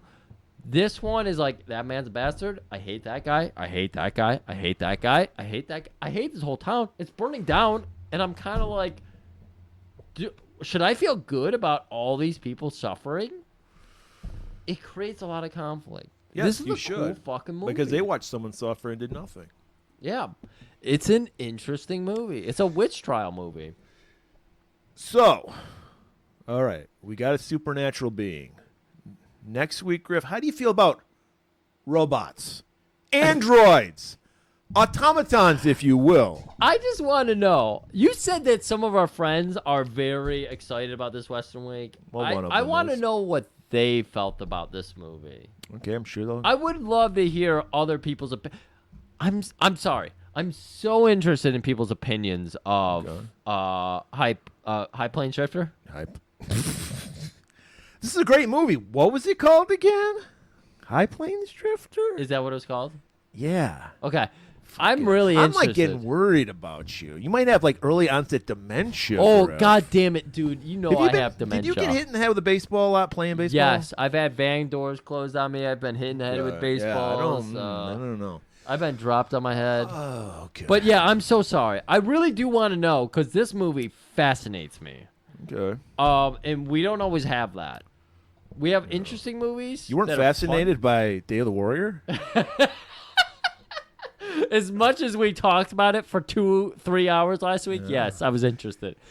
But anyways, I'm so sorry. You want a Western with a little bit more to it, a little more I metallicism? want a little futurism to my Western. Okay. I want future past. Days of Future future past. past, if Days you of- will. X-Men? Robots, automatons, androids, whatever you want to call them. They're all in next week's episode. A little movie written by Michael Crichton. Which, if you read that, you might say it stupidly, like Crichton or something. Crichton. Cretan, if you will. Is it Cretan? No, it's Crichton. Oh, it's Crichton. Cretan is something else. Cretan is what people live in Lago. Murray, we're doing great on time. We're going, are we? Yeah, we are. When was the last time you saw this movie? Fuck, decades ago. Decades? Yeah. And- It'll be a new watch for me, even though I have seen it. It'll be a new watch. I watched this like a month ago, and I told Murray, we need to fucking do this This movie. actually, once again, we're just fucking Symbiotic. symbiosis. Yeah. It's like we feed off each other. I was like, how about we do a Western month? Yeah. So That actually was. Like, I said, hey, I want to do this movie. And you said, let's just do a Western fucking month. And I'm so excited to do this. You brought up Elon and AI a bunch of times. Yeah. And that's what this movie made me think about a lot. Was where our fucking current overlords of capitalism god tier have taken us to. yeah, we're all in the rush. We don't even know what AI can do, but we're in the rush to be the first to do it. Yeah, we're talking about Westworld, people, if you didn't get it already. Yeah. So that's next week. As Weird Western Month gets weirder next week with Westworld. I hope you put up your fucking Yuletide. Wait, what do they call those things? Yule something or other? Because Yule Brenner's in this. Yule log? Yule log. Put a Yule Brenner log on You the front. will love next week's episode. There we go. And you'll keep it warm.